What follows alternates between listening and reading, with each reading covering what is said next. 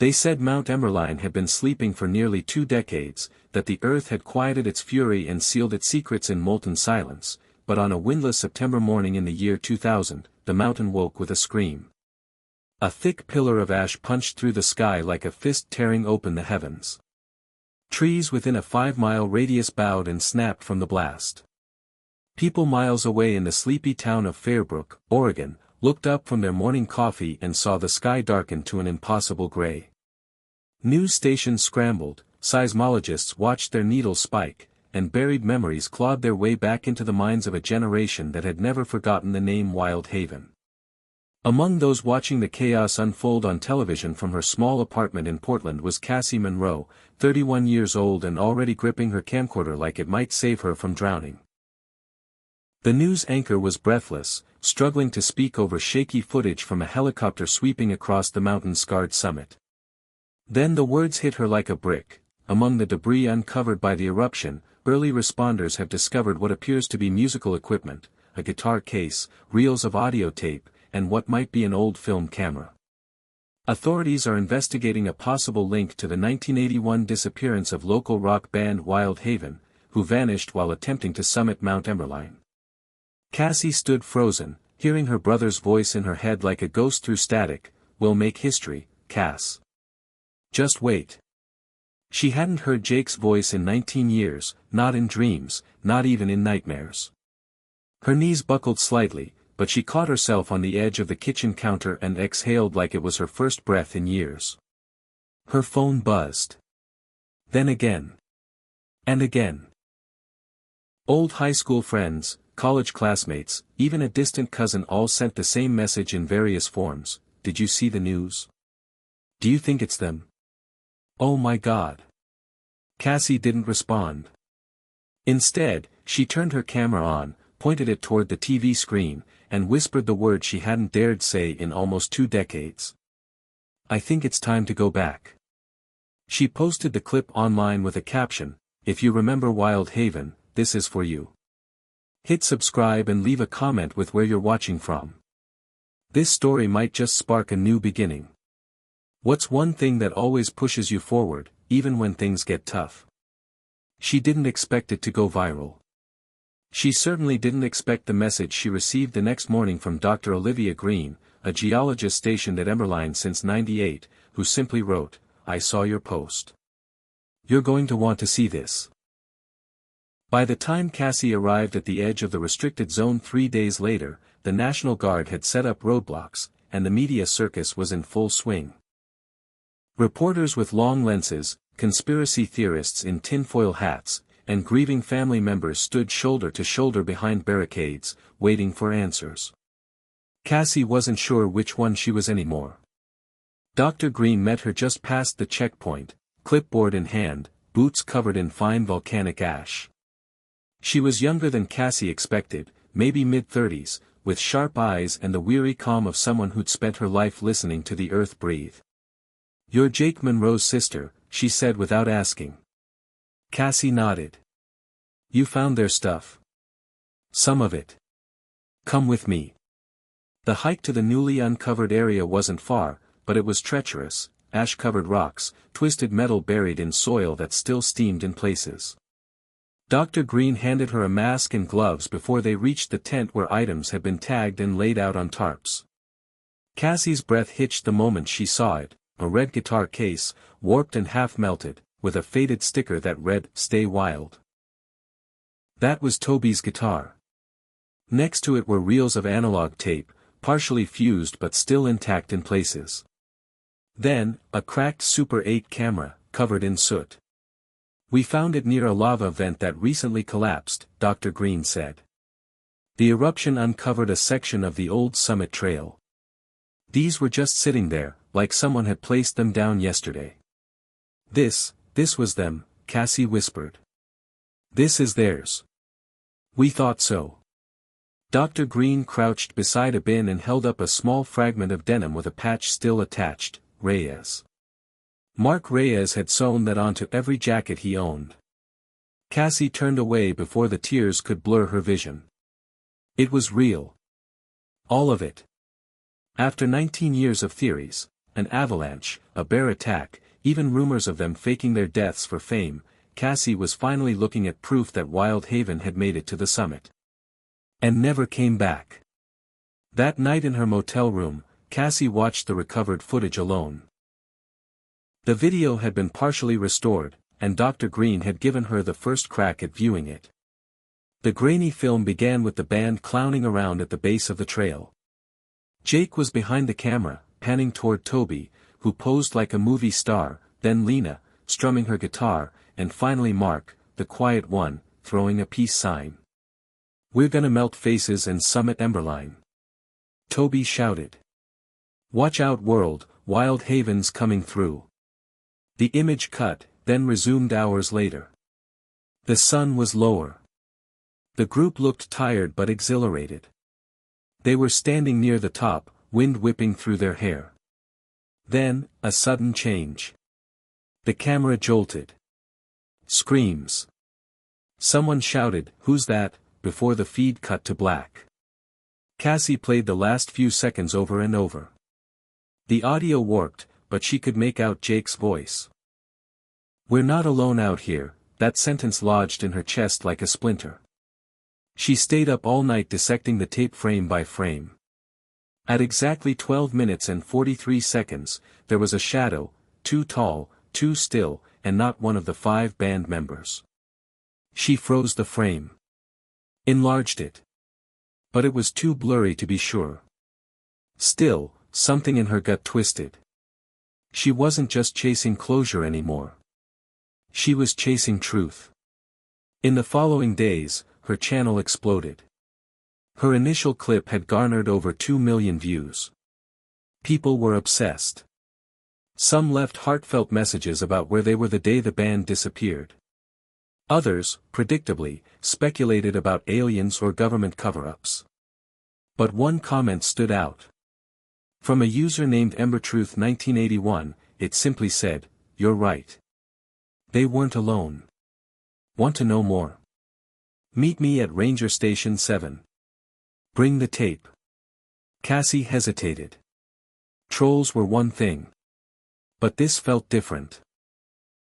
The user had posted under a private account with no other activity. She traced the handle to a dead-end server based in Oregon. The timestamp matched someone who'd watched the video within minutes of its upload. At 6 a.m. the next morning, Cassie packed her camera, the tape, and a flashlight, then drove toward Ranger Station 7, a decommissioned fire lookout now used for storage, perched halfway up the mountain. She didn't tell Dr. Green. She didn't tell anyone. As she hiked the winding path to the station, fog clung to the trees and the smell of sulfur still hung in the air. Her legs burned, her heart pounded. It felt like she was stepping backward through time. When she reached the station, it was empty. No cars. No sign of anyone. But taped to the door was a note. It read, "I warned them in '81. They didn't listen. If you want answers, start with the ranger. He never filed the report. Ask him about the 6th figure in the photo." Cassie stared at the note, hands trembling. There had only ever been 5 members in Wild Haven. She'd looked at that photo 1,000 times. But now, the idea infected her mind like a virus. What if there had been someone else on that mountain? What if it hadn't been an accident? What if Jake had died trying to protect them from something no one had ever wanted to believe was real? Hit subscribe and leave a comment with where you're watching from. This story might just spark a new beginning. What's one thing that always pushes you forward, even when things get tough? Cassie didn't sleep the night after finding the note. She sat on the floor of the motel room with the Super 8 film reel laid out in front of her, the camera that had once belonged to Mark Reyes positioned on the dresser, pointed toward nothing. The tape from the ranger station was folded neatly in her pocket, but its weight pressed against her like a brick. The 6th figure. The unfiled report. Questions she had buried beneath years of grief and distraction clawed their way back to the surface with jagged nails. In the morning, she drove toward the edge of Fairbrook, a quiet town that hadn't changed much since the early '80s.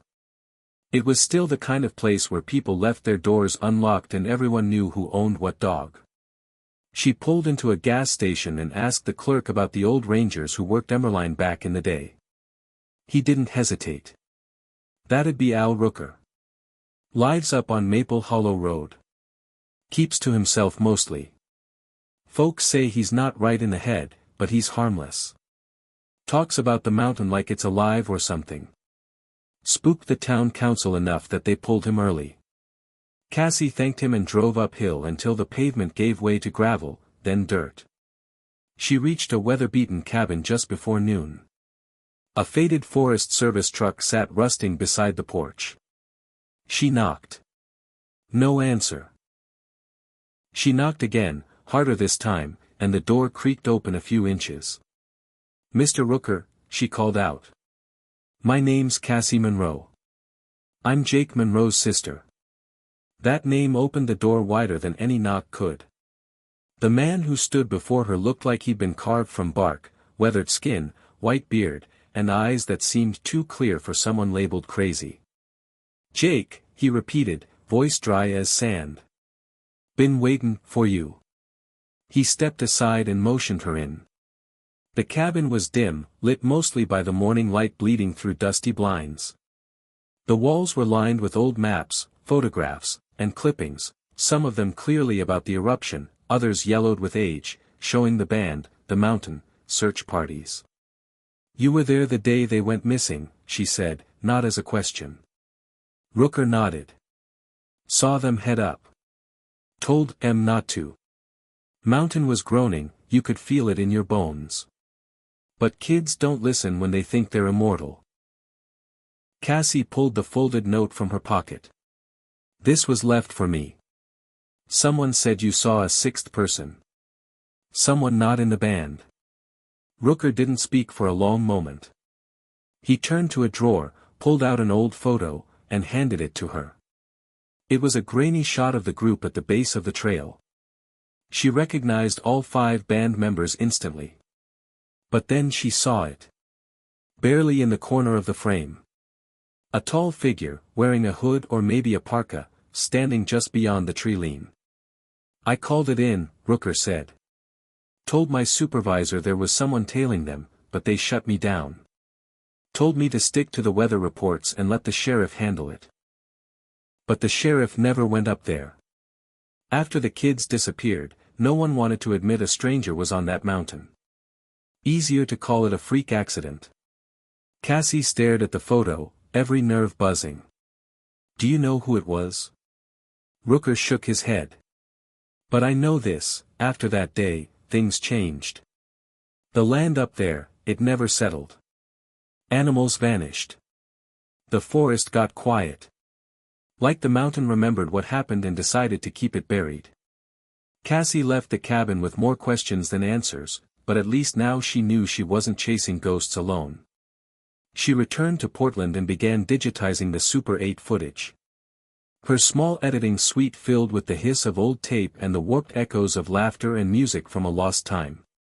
In one of the longer sequences, she caught something strange. Mark had filmed a candid moment of Jake and Lena sitting on a rock, heads bowed close together, clearly unaware they were being filmed. Jake was handing her something small and metallic, a locket maybe, or a key. Cassie froze the frame. Zoomed in. It wasn't clear, but the shape was too distinct to be coincidence. She rummaged through her old childhood box and found what she was looking for, a small, silver key Jake had given her a week before the trip. "Hold on to it," he'd said. "It's for something I'm working on. You'll know when to use it." She never figured out what it opened. Until now. The memory hit her with force. A hideout.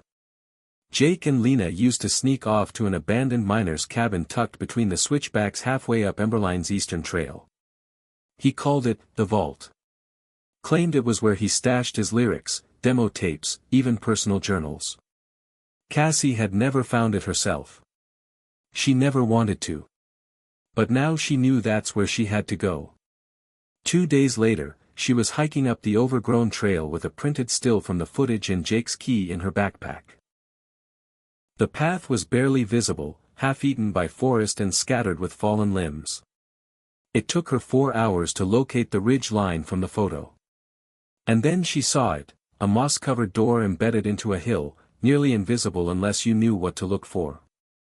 The lock was rusted but still intact. She pulled the key from her bag, heart hammering, and turned it. The door creaked open into darkness. The cabin smelled of dust and damp earth. Inside were shelves made of scrap wood, a broken amplifier, scattered pages of lyrics, and a waterproof container that still held what appeared to be a notebook wrapped in a shirt. Cassie sat down on the floor and opened it. Jake's handwriting jumped out at her, messy and quick, pages filled with lines like, "Toby's getting reckless again," and "Mark thinks someone's following us." I believe him now. Toward the end, the entries grew frantic. Lena says she saw someone in the trees. Not a ranger. Not one of us. Then, we heard a voice last night. Didn't sound human. And finally, if this is the end, if something happens to us, I hope someone finds this. Tell Cassie I tried. I tried to protect them. Cassie closed the book with shaking hands. It wasn't just paranoia. They were afraid. They had known something was wrong. She left the hideout as dusk began to fall, but instead of returning to her car, she took the long way back, skirting the edge of the summit trail.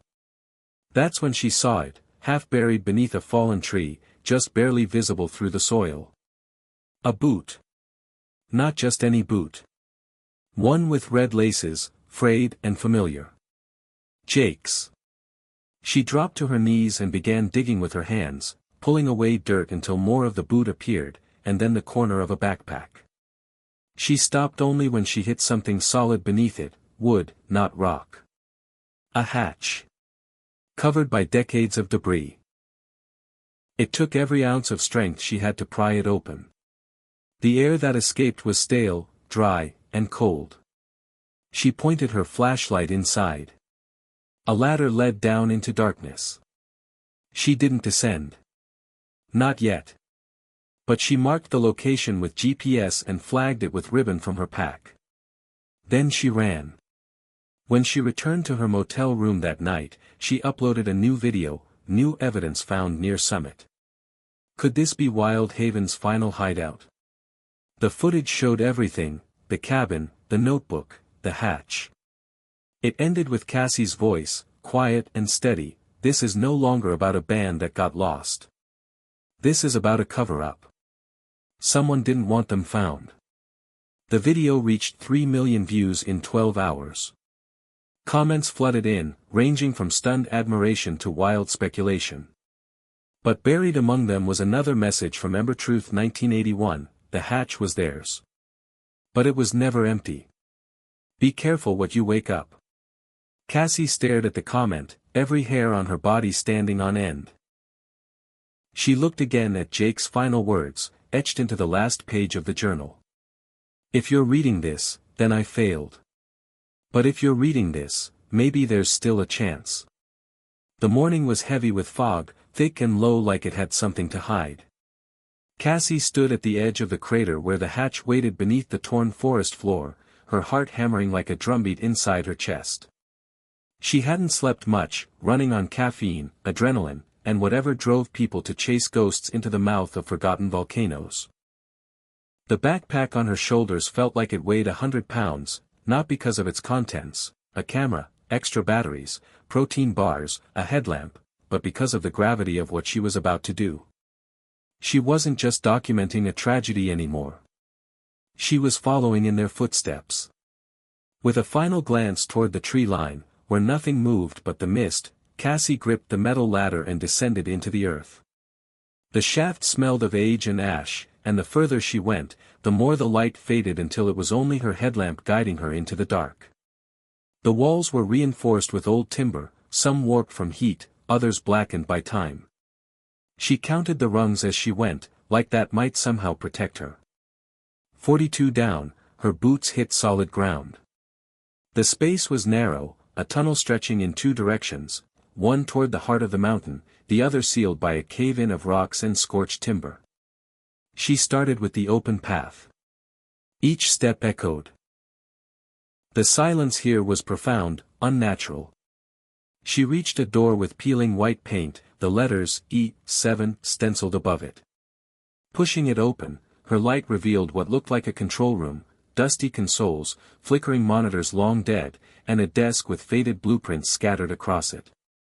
She began filming everything, narrating in a whisper to the camera. This is beneath Mount Emberline. Unknown facility.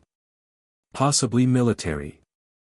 Possibly connected to Project Emberline. She approached the blueprints, gently lifting one corner. It was dated 1979. At the top, stamped in red ink, were the words, classified, sensory response testing level 3. Her breath caught. She scanned the schematic. Corridors, labeled chambers, observation decks. But one room stood out, circled in red, subject hold 1. In the margin was a note in handwriting that looked rushed, do not open during seismic events.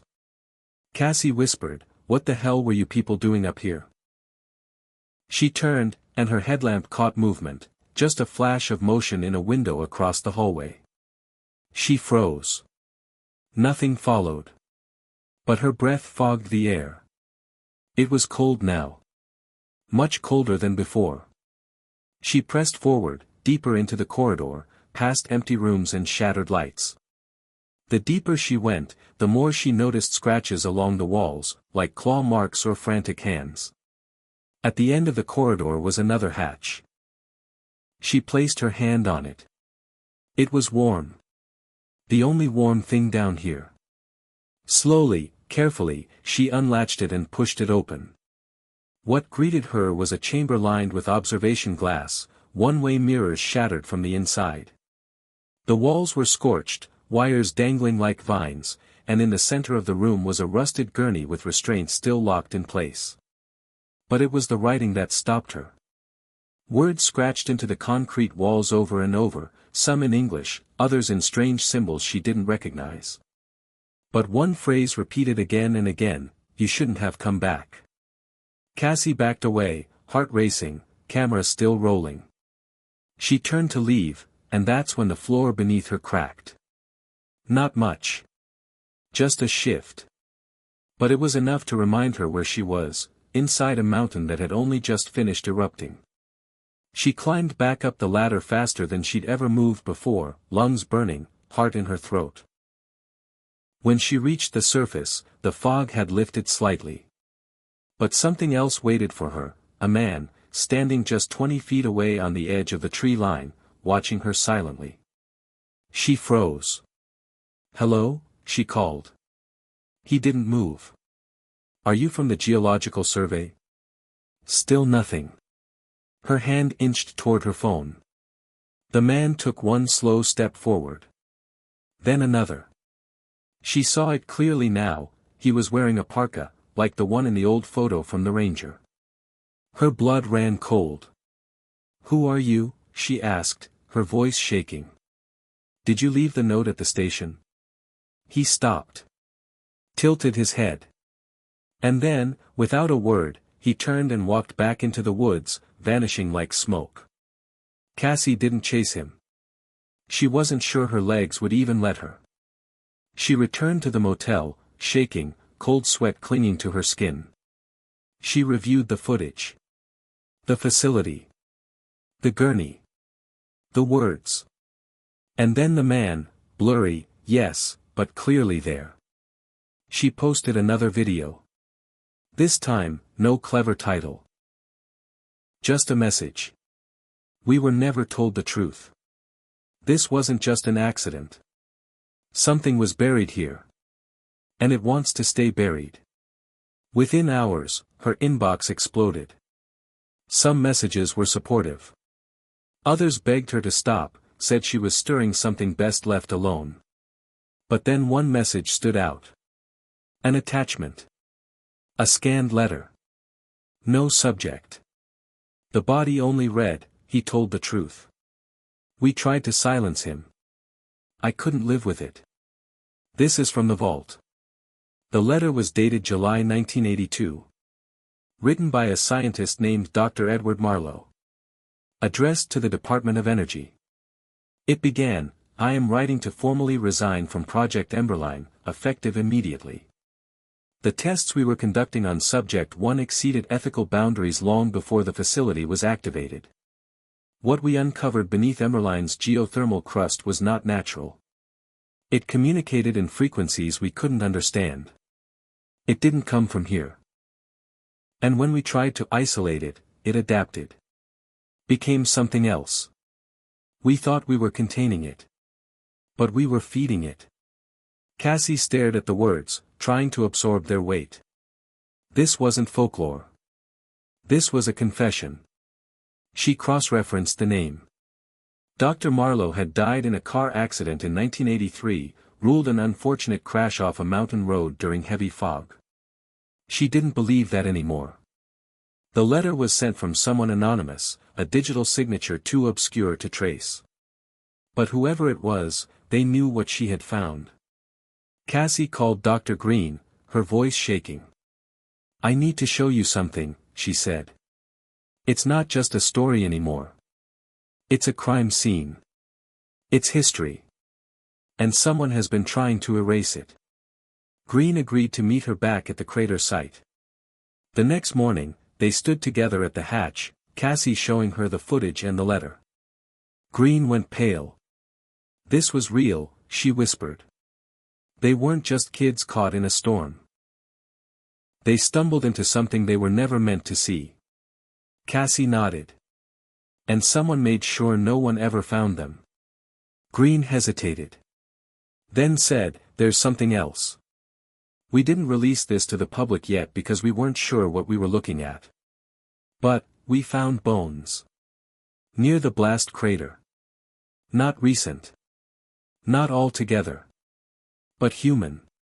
One was wearing what's left of a drum key necklace." Cassie's breath hitched. "Jake." Green nodded. "We can't confirm without DNA, but, it fits the timeline." Cassie sank to the ground. After 19 years, part of her had still hoped. Now, she only felt the weight of finality. But even in grief, something inside her burned. "Then we find the rest of them. And we tell the world everything." She looked back at the hatch. It was sealed again. The mountain quiet. But something told her it wouldn't stay that way for long. The news broke before Cassie had a chance to prepare for the backlash. "Remains possibly linked to Wild Haven discovered near Volcano site," was the headline splashed across every digital news outlet by noon, and the video she'd posted the night before, her face drawn, her voice steady, the images from inside the underground facility playing behind her, was now approaching 5 million views. It wasn't just a story anymore. It had become a reckoning. Reporters camped outside her motel by the dozen. Some asked thoughtful questions, but many only wanted the most dramatic soundbite they could edit into a viral clip. She ignored them all. She hadn't come for fame. She had come for Jake. And now she had the chance to finish what he started. Inside her room, she stared at the recovered notebook again. The last page she hadn't dared read until now. The handwriting was shakier than the rest. "We're trapped," Jake had written. "Something followed us. Not human. Not an animal. It was watching us before we reached the summit. Now it won't let us leave. Mark saw it first. Thought it was a trick of the light. Then Toby heard it whispering at night. Lena cried in her sleep. It got into our dreams. I don't know if I'm awake now. If someone finds this, the mountain is a cage. Not for us. For it." Cassie read the words again and again. The idea that something had been buried inside Mount Emberline, intentionally, methodically, by the government or some unknown group, and that Wild Haven had stumbled across it, explained why every authority at the time had moved so quickly to close the case. No one had even tried to find that hidden facility back then. She had to know more. That night, she met again with Dr. Olivia Green, who'd become less a cautious geologist and more a reluctant co-conspirator. They sat inside the temporary research trailer near the edge of the exclusion zone, where Green showed her what no one else had seen. A seismograph reading from just hours before the eruption had a strange anomaly, not a typical tremor or magma surge, but something different. "This waveform doesn't match volcanic activity," Green said, pointing at the spike. "It's a high-frequency pulse. Almost rhythmic. Like sonar. Or communication." Cassie leaned in. "Are you saying something inside the mountain was sending signals? Or responding to them?" Green paused. "That's why I believe what you found. I know what a volcano is supposed to sound like. This wasn't it." Cassie stared at the monitor, her mind racing. What if the eruption wasn't just geological? What if it was triggered, on purpose, or as a result of something waking up? Green didn't answer, but she didn't deny it either. That was answer enough. Over the next 2 days, Cassie worked to cross-reference every name she'd uncovered so far. Dr. Edward Marlowe, the scientist who'd written the resignation letter. Al Rooker, the ex-ranger. Project Emberline. Every search led her deeper into declassified documents and redacted files, and then, to a breakthrough, an archived database from a 1983 Congressional Subcommittee hearing on environmental manipulation, buried in the National Archives. One name popped up repeatedly in connection to Project Emberline: Colonel James K. Rudd. Former military engineer, later consultant to a now-defunct private contractor called Lamplight Industries. Cassie looked him up. Deceased. Heart attack, 1996. But she found something else. A survivor. Rudd's assistant, Dr. Benjamin Hall, now in his 70s, living in a care facility in Northern California. She made the 6-hour drive without telling anyone. The care home was modest, clean, perched near a coastal cliff that overlooked the sea like a sentinel. She waited patiently in the sunroom until an orderly wheeled Dr. Hall toward her. He was thinner than she expected, his skin parchment-like, but his eyes were sharp with recognition as she said her name. "Jake Monroe's sister," he said softly. "I hoped someone would come, one day." She leaned forward. "You worked on Project Emberline?" "I helped build the sensors. I didn't know what they were for until it was too late. We were told it was geothermal testing. Clean energy, they said. But it wasn't. We were monitoring something ancient. Something buried so deep it couldn't be classified with the tools we had. But it spoke. And they wanted to understand it. So they built a lab inside the mountain. Not to study it. To talk to it." He coughed, wheezing. "It's not a thing, Miss Monroe. It's an intelligence. I don't know if it was ever alive in the way we understand, but it could affect thoughts. Dreams. Personalities. There were accidents. Some of our researchers changed. We shut it down. Or thought we did." Cassie's voice was barely a whisper. "Is that what killed them? The band?" Dr. Hall didn't answer right away. Then he said, "No. It's what tried to use them. It needed minds, vessels, memory. They were open, unguarded, creative, exactly the kind of minds it could bend. I warned them not to go back. But I couldn't stop it. They didn't just vanish. They were absorbed." "What does that mean?" "It's still in there. Pieces of them. Not bodies. Not ghosts. Imprints." Cassie felt cold to her bones. "Then what do I do?" Hall's eyes locked onto hers. "You finish the story. You bring it into the light. Because darkness is the only thing it truly needs. Once people see it for what it is, not myth, not rumor, but proof, they'll have no choice but to tear the rest of it open. That's the only way it dies." She left the care home as the sun was setting, her recorder full of audio, her brain numb. She didn't post that interview right away. It was too much, too fast. But it did give her clarity.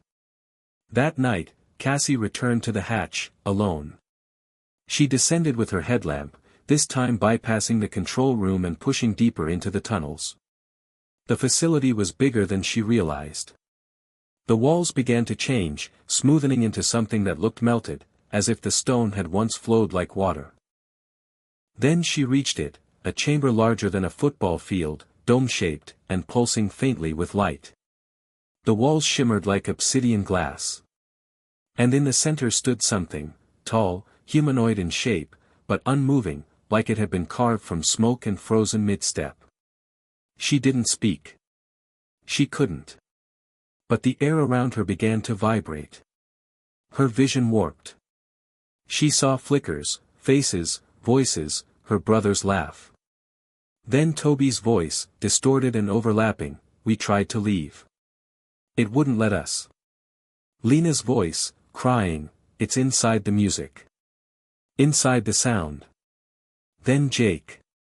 "Cassie, if you're here, it's because you already know. You're the only one who can finish the song." The figure pulsed, and a ringing filled her ears. She staggered backward, gasping, and then fled, back through the tunnels, up the ladder, into the night. Her nose was bleeding. Her camera, still recording. She uploaded the footage the moment she could. No edits. No narration. Just the raw video. The chamber, the figure, the voices. Within hours, it was everywhere. Commentators debated its authenticity. Scientists claimed it was doctored. But one thing was undeniable: millions had seen it. The mountain's secret was no longer buried. As she sat at her desk, reading the wave of responses, she received another message. A private one. From Ember Truth 1981. "You did it. But the story isn't over. You woke it. Now we have to keep it from spreading." She replied with one line, "Tell me what to do next." The message sat on her screen for a full hour before Cassie worked up the nerve to respond again. "Tell me what to do next." She watched as the typing bubble blinked once, then disappeared. No reply. Just silence. Out the window, Mount Emmerlein loomed like a living shadow, its peak obscured in thick gray mist that hadn't cleared in days. It had gone quiet again, as if the eruption had been an exhale, and now the mountain was simply waiting. The kind of silence that comes just before something breaks. The footage Cassie had posted was causing a global storm. Major networks picked it up. Analysts were torn. Military officials denied knowledge of any subterranean facility beneath Mount Emmerlein. Skeptics insisted it was CGI. But others, scientists, former military insiders, even theologians, were beginning to ask the real question: what was this thing? Some said it was a cryptid, some said a failed Cold War experiment. Others claimed it was older than human memory, something buried beneath tectonic plates that humanity was never meant to disturb. But for Cassie, it was simpler. It had taken her brother. And it wasn't done. She was halfway through organizing her notes when a knock came at the door. 3 soft taps. She checked the peephole. A woman stood outside, early 40s, shoulder-length hair, plain clothes. No press badge. No camera. Just a calm expression and a folder under one arm. "Cassie Monroe?" she asked as the door opened. "My name's Nadine Sharp. I work for the National Seismic Advisory Board." Off the record. Cassie didn't say anything. Nadine reached into her folder and pulled out a photo. It was a scan of the same blueprint Cassie had seen in the facility, Project Emberline, Room E7 circled in red. "We knew someone would eventually stumble on it. But we didn't expect them to survive." "So you knew," Cassie said, her voice low. "You all knew." Nadine nodded. "Not all of us. The ones who built it are gone. The ones who came after were left with the scraps. I'm here because I believe you. And because I know what comes next." She laid a document on the table, another seismic chart, this one dated just 3 days after the eruption. There was a second pulse, she said. Bigger than the first. Same location. But this time, the frequency was structured. It wasn't just noise. It was a pattern. A transmission. A call. Cassie asked. Nadine hesitated. Or an answer. Cassie's chest tightened. From where? That's what we don't know. But something heard it. She stood and handed over a flash drive. This has everything we've compiled, the files they tried to bury, the other sites around the world where similar readings were recorded. Cassie narrowed her eyes. Other sites? Mount Emberline wasn't the only one, Nadine said. It's just the first one to open. The door closed behind her with a soft click. Cassie stared at the drive like it was a fuse, unsure if plugging it in would bring her closer to the truth or blow everything up. When she finally opened the files, her screen filled with maps. Red dots on continents. Peaks. Islands. Remote deserts. All with one thing in common, dormant or active geological anomalies, with seismic patterns that echoed what had come from Emberline. She zoomed in on one labeled, Kurgal Crater, Kyrgyzstan. Another, Deep Rift, Northern Patagonia. There were 11 in total. The implication settled on her shoulders like lead. Whatever was inside Emberline, there were more. She posted again that night, this time not a vlog, but a simple video with the maps, the data, the sound file of the seismic pulse, a low, metallic hum that rose and fell in rhythmic bursts, almost melodic. Some viewers reported headaches. Others said they had heard it before. In dreams. The video was pulled from multiple platforms within hours, flagged for inciting mass hysteria. But it was too late. Thousands had downloaded it. Shared it. Translated it into every language imaginable. That night, she dreamed of Jake. He stood on the edge of a cliff inside the volcano, surrounded by flickering shadows. You're close, he said. But don't mistake the truth for an ending. This is the beginning. She woke with tears in her eyes. The next morning, she packed her gear and drove back to the hatch. The mountain greeted her like a sleeping god, quiet and still, but she could feel it, deep underfoot, a distant vibration. Not tremors. Breathing. This time, she didn't enter the facility alone. She was joined by Dr. Green and 2 others from the university's geology team, who had seen enough now to abandon doubt. The team wore body cams. They mapped every inch. And what they found this time changed everything. A second tunnel, previously blocked by debris from the eruption, had partially opened. Behind it, an amphitheater-like chamber carved by design, not nature. Runes lined the walls, symmetrical and precise, glowing faintly under ultraviolet light. In the center, a black obelisk rose from the floor, untouched by ash or time. It hummed when approached. Cassie touched it. Images slammed into her like a flood. Jake, the band, the facility, the eruption, and something else. A sky not our own. A place underground, vast and endless. Consciousness, but not human. And a message, we remember. She recoiled, gasping, as the obelisk dimmed again. Dr. Green looked pale. I felt it too. Thoughts that weren't mine. It's a memory vault, Cassie whispered. It's storing them. The people it takes. One of the geologists pulled a scanner from his pack. This thing's giving off electromagnetic signals. Not natural. This is tech. Or something like it. Cassie recorded everything. They didn't stay long. Something about the chamber made their ears ring, like pressure was building. As they exited the tunnel, Cassie looked back one last time.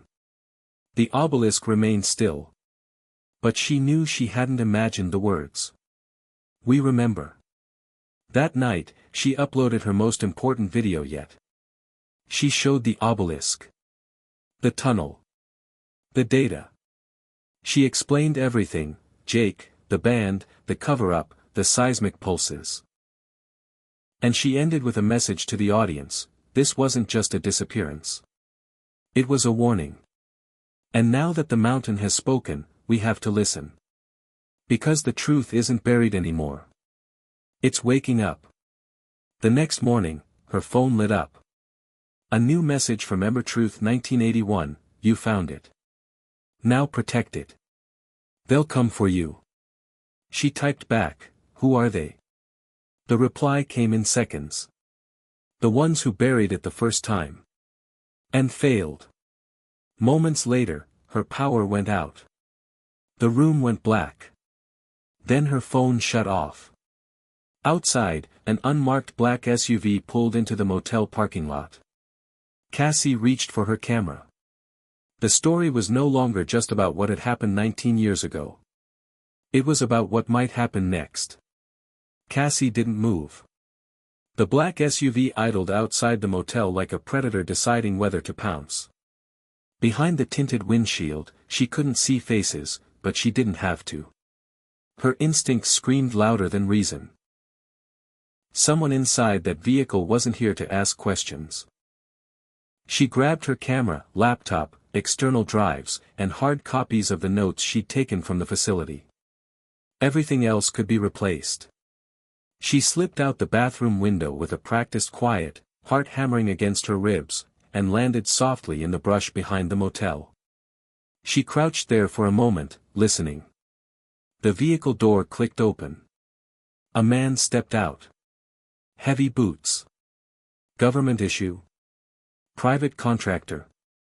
She wasn't waiting to find out. She crawled along the outer wall and bolted down the slope behind the building toward the tree line, not stopping until she reached the cover of the pines. From the ridge, she watched as two men entered her room, flashlights slicing through the darkness. They weren't police. They moved too efficiently. They weren't searching for drugs or weapons. They were looking for something specific, something Cassie now had in her backpack. Her footage. Her proof. And the drive Nadine Sharp had given her. She watched for only a moment more before moving deeper into the forest, following the trail that led back toward the exclusion zone. She didn't have a plan yet. But she knew she couldn't stay in town. And she knew one thing for sure: if they were trying to silence her now, it meant she'd gotten close to something that mattered. Something too big for the world to ignore. By morning, she was 5 miles into the wilderness, hidden in a thicket just outside the northern perimeter. She found an old ranger station, abandoned since the eruption, where she used solar chargers to bring her gear back to life.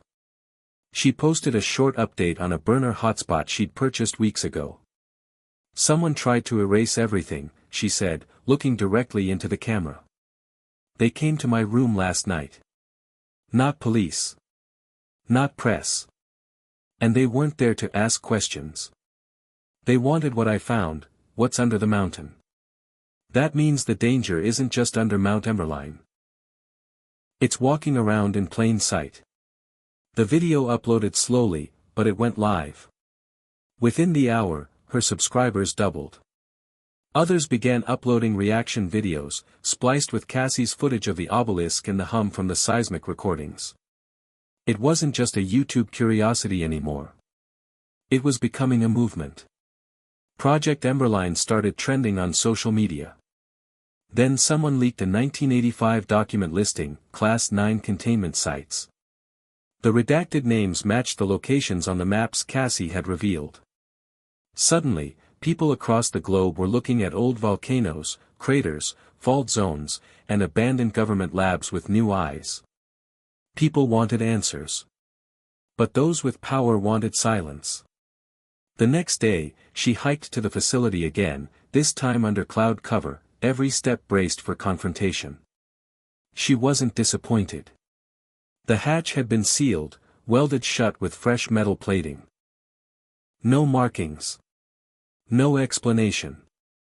The forest around it had been cleared, leveled by equipment she hadn't seen before. The obelisk was cut off. Cassie crouched at the edge of the clearing and stared at the fresh welds. Then she saw it, one word scratched into the surface, barely visible. Run. Someone had left her a message. Maybe Nadine. Maybe one of the workers forced to follow orders. Either way, it told her what she needed to know. She'd hit a nerve. She was still staring when a voice behind her spoke. Don't move. She froze. Cold metal pressed against the base of her skull. You're not supposed to be here, the voice continued. Male. No accent. Calm.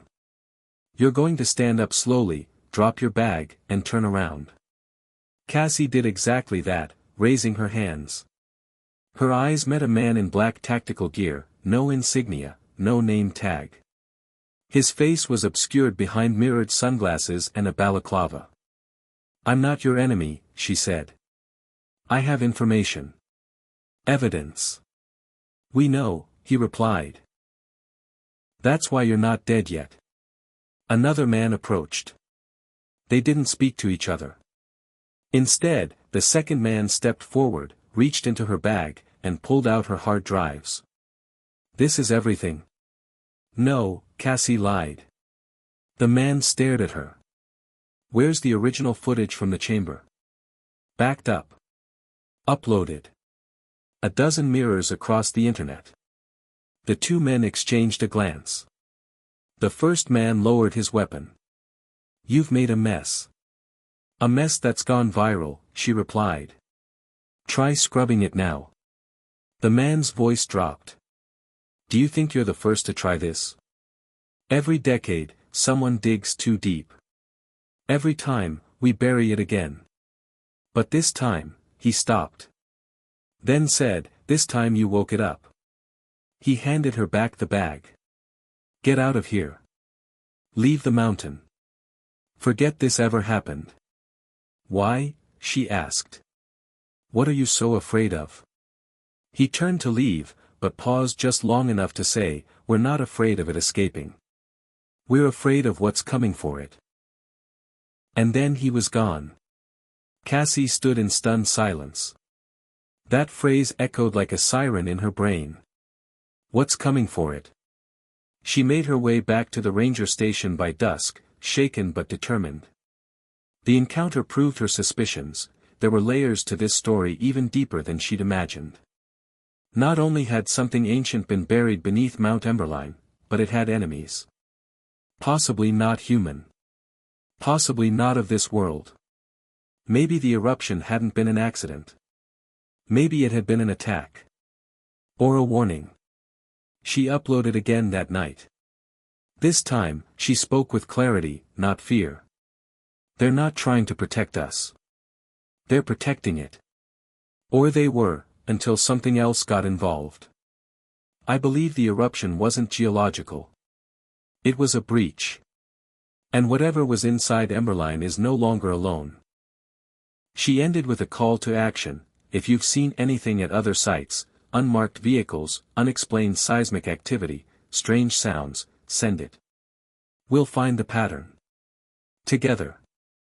Within 24 hours, her inbox overflowed. Messages from Argentina, Iceland, Central Africa, Southeast Asia.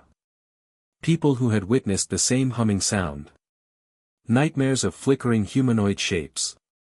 Sightings of black obelisks in places never mapped. One video came from a mountain village in Kyrgyzstan. A shepherd filmed a stone spire appearing after a minor earthquake, nearly identical to the one beneath Emberline. And the audio captured the same frequency pulse. Green analyzed it within hours. It's not just similar, she said over a scrambled call. It's identical. It's like they're talking to each other. Cassie's breath caught. Then it's spreading. Or coordinating. That night, she dreamed again. Jake sat on the edge of the crater, knees drawn up, his face calm but sad. You're doing what I couldn't, he said. You're connecting the signal. But it's not a beacon, Cass. It's a map. A map to what? To where it started. To what woke us. Can I stop it? Jake smiled faintly. Not alone. When she woke, a new message waited from Ember Truth 1981. This one had only coordinates. Deep in the Pacific. Near a trench where no eruptions had ever been recorded. But new seismic anomalies had been detected there last week, classified until someone leaked the report. The final line of the message read, "It's not over. It's only begun." Cassie stared at the coordinates on her screen, her mind racing. The location was a desolate spot in the Pacific Ocean, thousands of miles from anything resembling civilization. No islands. No shipping lanes. Just deep water, colder than ice and blacker than pitch. It sat near the Mariana Trench, but not inside it. Just outside, like a whisper next to a scream. She cross-checked the location with the National Oceanic and Atmospheric Administration. That area had recently registered an unexplained acoustic anomaly, picked up by hydrophones hundreds of miles away. The anomaly lasted exactly 6 minutes. It began with silence. Then a low vibration. Then a layered pattern of frequencies, similar to whale song, but denser, more structured. The file was quickly buried. But someone had copied it. And someone had sent it to her. Green confirmed the signal matched what came from Mount Emberline, just inverted, like a call and its response. "It's communicating," she said flatly. "And we just triangulated a conversation between something on land and something under the Pacific." Cassie felt something settle into place. A terrifying, exhilarating click. She was no longer chasing shadows from a volcano. She was chasing a global event. One that had roots in the past, and consequences far beyond her brother's disappearance. That afternoon, Cassie called Nadine Sharp. This time, her line didn't go to voicemail. The woman's voice was tense. "I can't talk long. We're moving. Everything's compromised." "The signal from the Pacific," Cassie said. "It's real." "Yes. And it's not the first." Nadine's voice dropped to a whisper. There were similar signals in 1952, 1977, and 1999. Every time, they were dismissed as deep-sea pressure shifts or tectonic echoes. But it's a cycle. A call goes out. Something responds. And then something opens. "What do you mean, opens?" "Rifts. Doorways. Places that shouldn't exist begin to exist again." That's what the Emberline team was studying. Not just what was in the mountain, but what was on the other side of it. Other side of what? Silence. Then, reality. That's as close as I can put it. Some kind of barrier. Thin in some places. Torn in others. Cassie's throat tightened. "So what's in the Pacific?" Nadine hesitated. "I don't know. But you need to go there. And you're not the only one who will." The line went dead. Cassie stared at her phone for a long time, then packed her things. Within 48 hours, she was on a cargo ship out of Guam, thanks to a contact from her growing network of followers, former Navy, now working private security. His name was Drew Carlton, and he didn't ask many questions. Whatever's going on out there, he told her over coffee in the ship's galley, it spooked the wrong kind of people. The kind that usually do the scaring. Noah got quiet. The Pentagon stopped responding. Then 4 unmarked submarines were deployed to international waters with no explanation. Cassie nodded. "And that's where we're headed." "That's right," Drew said. "To the place even ghosts are afraid of." They reached the coordinates just past midnight, under a sky so black it felt like ink. There was no moon, no wind, no waves. Just a stillness that didn't feel like peace, it felt like a held breath. Drew lowered a submersible drone, equipped with lights and sonar. For the first few minutes, they saw nothing. Just endless dark water, shifting currents, and the occasional flicker of bioluminescent fish. But at 3,200 meters down, the sonar pinged something. Not a rock formation. Not a shipwreck. Something shaped. The lights revealed a structure. A circle. Carved stone or something like it, with symmetrical markings and a spiral trench leading inward. In the center, an opening. A vertical shaft that emitted no light, but pulled sound toward it like a drain. The drone's camera feed began to distort. The lights flickered. Then the signal cut out. "We lost it," Drew said, tapping the monitor. "It just stopped transmitting." "Can you bring it back up?" Cassie asked. No response. "It's like it got swallowed." Cassie uploaded the footage immediately. The internet was faster at sea than she expected. She knew the video would be suppressed, so she live-streamed instead, letting people see it in real time. "We found it," she said to the camera. "A structure at the bottom of the Pacific, near the coordinates I was sent. And the symbols, it's the same language we found under Mount Emberline. This isn't just a mountain mystery anymore. It's a global one. A puzzle hidden in deep water and deep time. And something doesn't want it solved." Comments flooded the screen. Thousands of live viewers. Someone named Lost My Mind 43 wrote, "Same patterns in ancient ruins in Peru. Check Nazca lines." Another, Darkside Archive, posted. "Heard humming last night in Iceland near volcanic rift. Thought it was power lines. Now I'm not so sure." The web was catching fire with theories. Theories Cassie knew were only half as wild as the truth. They stayed above the site for 3 more hours. Then something happened. A sound, not from the ship, not from the sea, but from underneath, a deep, vibrating tone that shuddered through the hull like a heartbeat. The crew fell silent. Instruments went haywire.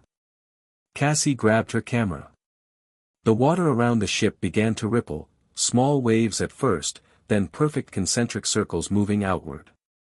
"It's active," she whispered. "The site's active." And then, as suddenly as it had started, it stopped. Instruments returned to normal. The sea stilled. But something had changed. "We need to leave," Drew said. "Now." Cassie didn't argue. They pulled anchor and moved west, away from the coordinates, her thoughts a whirlwind. That night, she sat in the cabin and reviewed the footage again and again. The structure. The symbols. The shaft. And something else, barely visible in the last frame before the drone went dark. A shape. Tall. Thin. Not swimming. Standing. Watching.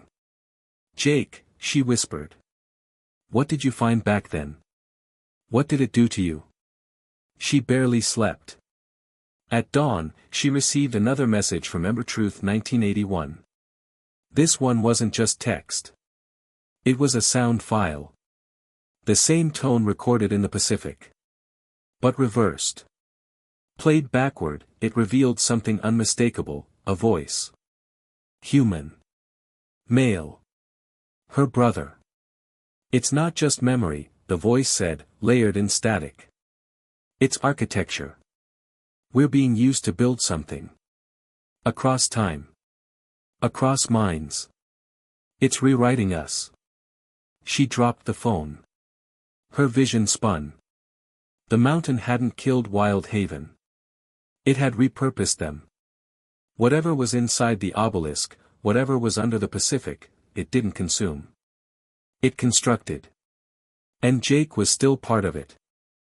That night, she posted again. "We are not alone. But it's not aliens. It's not ghosts. It's something older than both. Something that uses thought the way we use steel. The structures around the world. They're not ruins. They're terminals. Interfaces. And we, our minds, are the system requirements. She ended the stream with one chilling question: if we are the blueprint, what are they building? Cassie hadn't spoken to anyone in hours.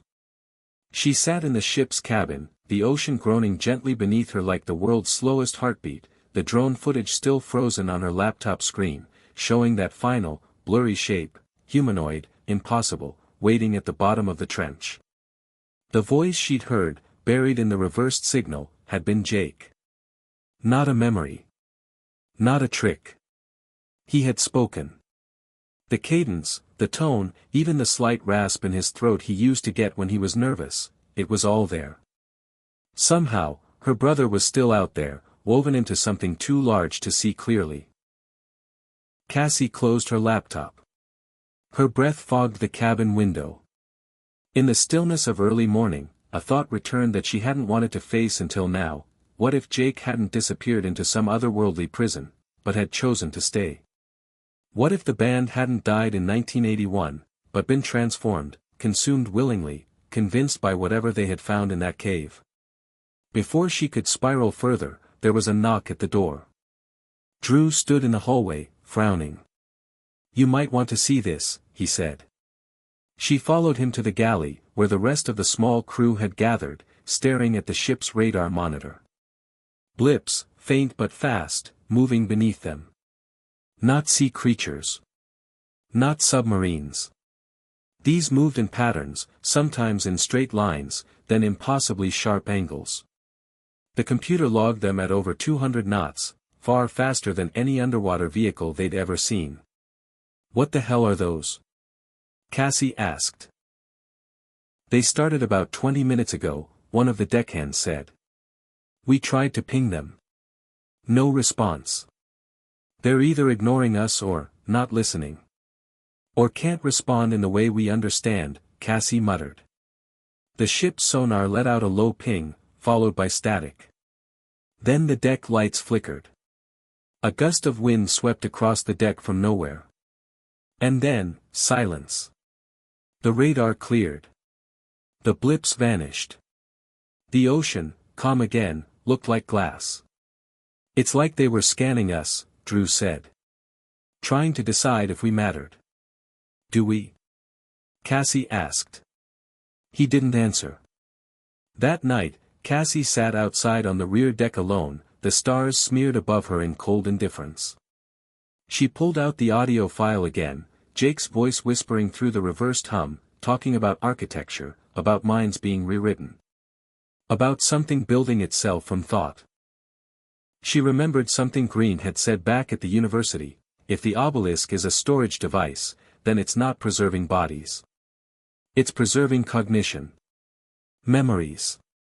Choices. Patterned behavior. What if it's collecting the code of who we are? And now, somewhere beneath the Pacific, another obelisk had been uncovered, one so ancient it made Emberline look recent. Were there more? Had they all been transmitting, copying, rewriting us for decades, maybe centuries, under the illusion of tectonic silence? Her thoughts were interrupted by a soft chime. A message. Not from Ember Truth 1981 this time, but from a private inbox she didn't recognize. It contained one line: Project Emberline was not the first attempt. Look up Operation Skyveil. She typed the phrase immediately into the search bar. Nothing. Not on the open web. But in the encrypted archive Nadine had given her, buried under layers of misnamed folders, she found it: Operation Skyveil, declassified partial, 1956. The file contained grainy photos of what looked like ancient ruins in Antarctica, partially uncovered by a melting ice shelf.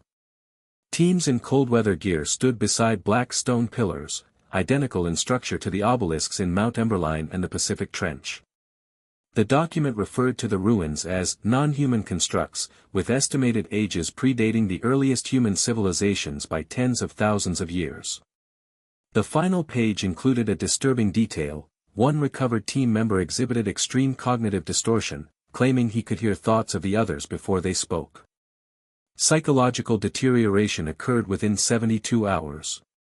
He was sedated and removed.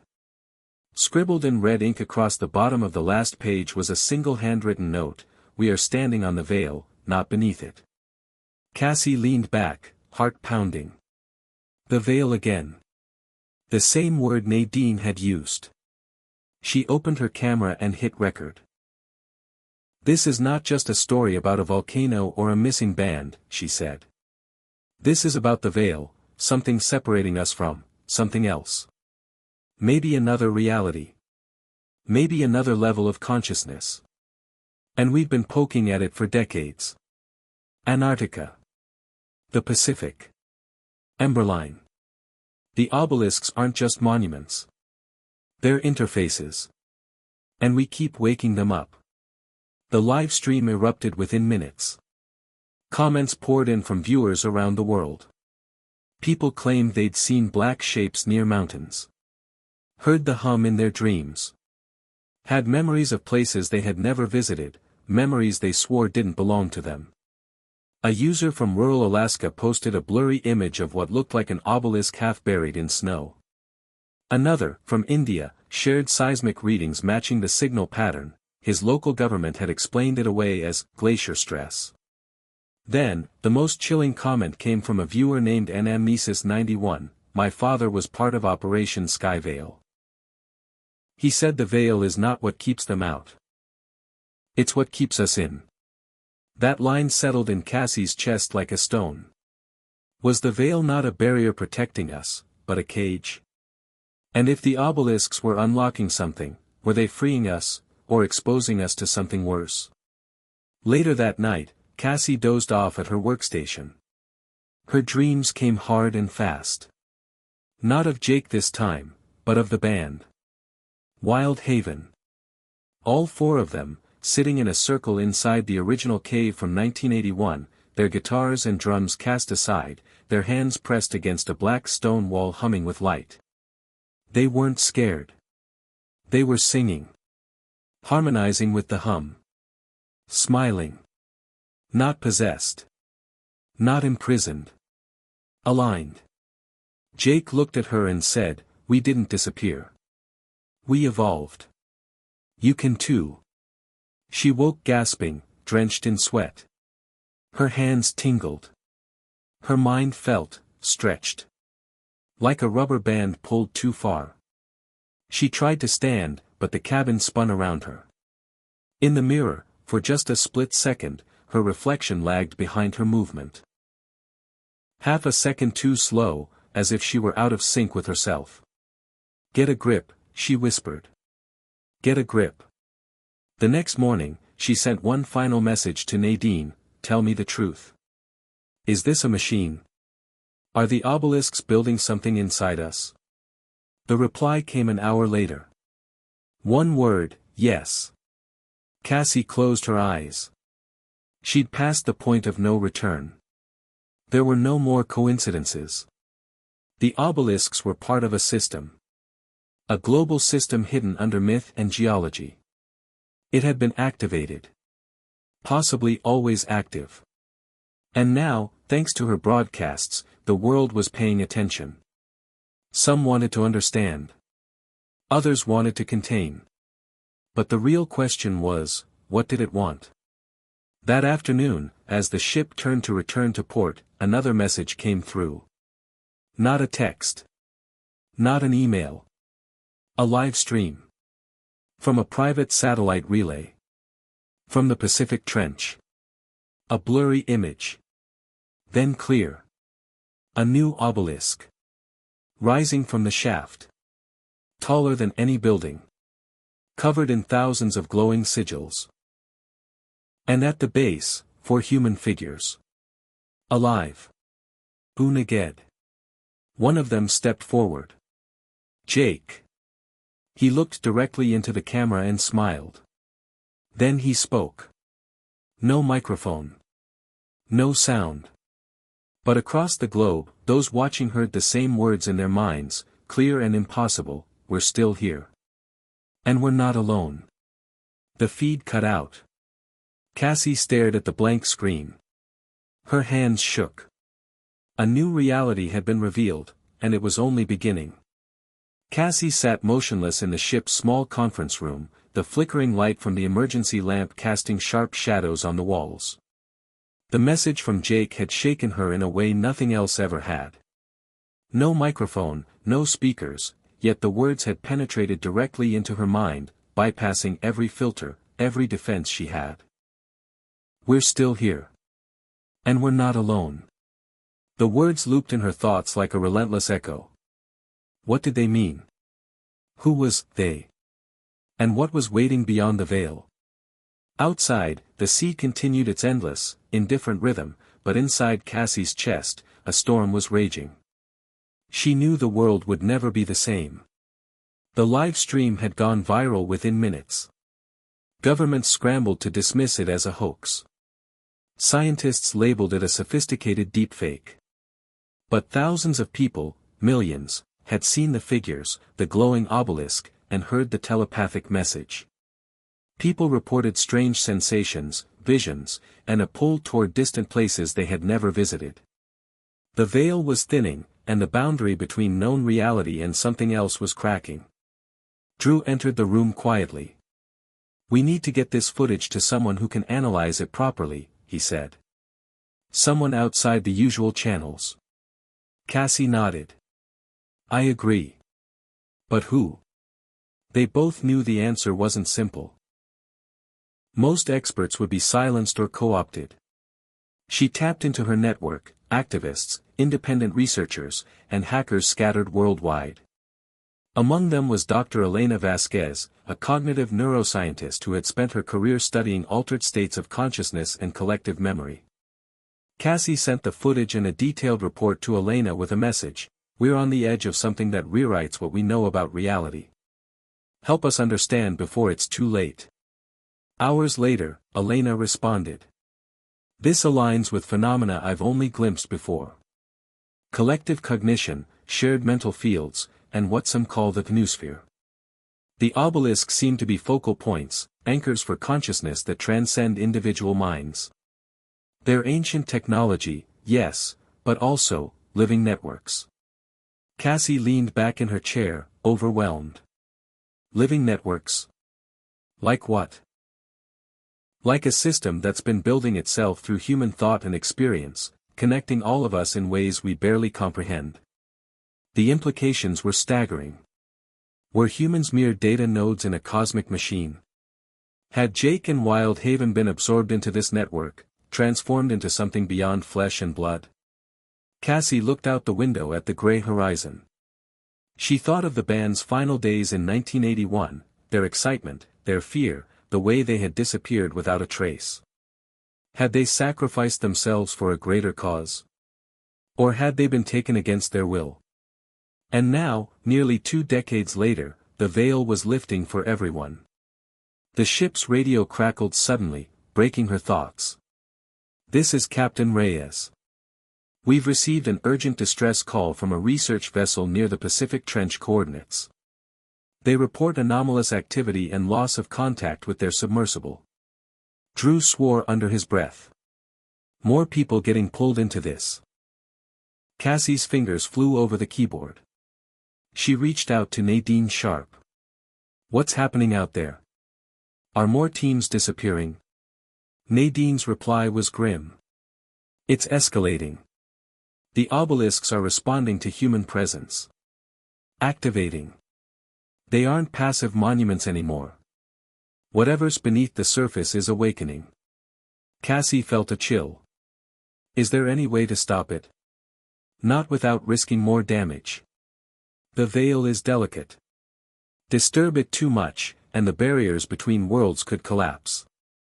The weight of responsibility pressed down on her. She had started this investigation seeking answers about her brother and his band, but now, the fate of reality itself seemed entwined with those long-vanished musicians. As night fell, Cassie couldn't shake the image of Jake standing by the glowing obelisk. The calm certainty in his eyes. Had he accepted his fate?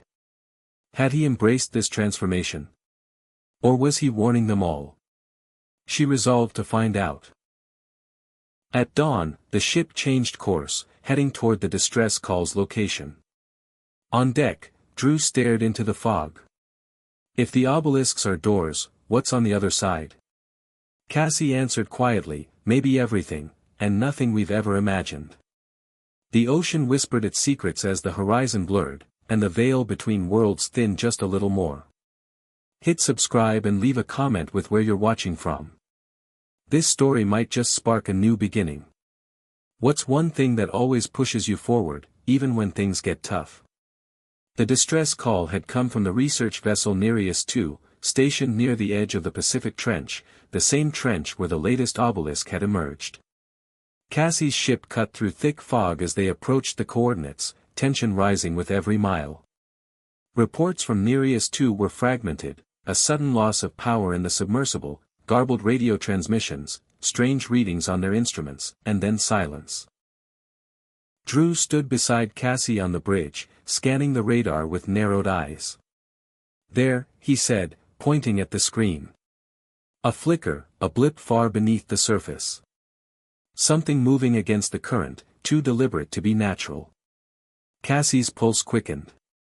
She keyed the radio. Nereus II, this is the Endeavor. We're approaching your position. What's your status? Static filled the speaker. Then a faint voice. Endeavor, we're trapped. Subs offline. Systems failing. Strange lights in the trench.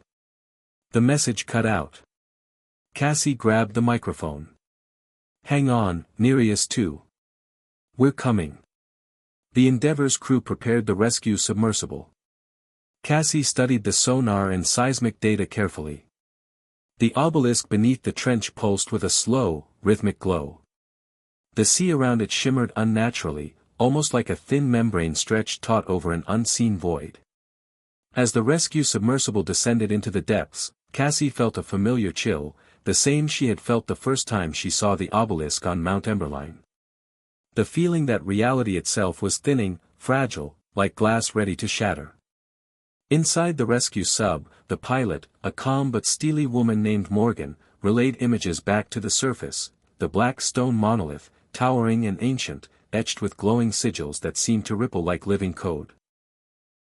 Near the base of the obelisk lay the disabled Nereus II submersible, its hull cracked, lights flickering faintly. Morgan maneuvered the rescue craft closer, scanning for survivors. Suddenly, the water around the submersible shimmered, and ghostly figures appeared, shapes that flickered between human and something else. Cassie stared at the screen in horror and awe. Are those people? Drew asked. Or illusions?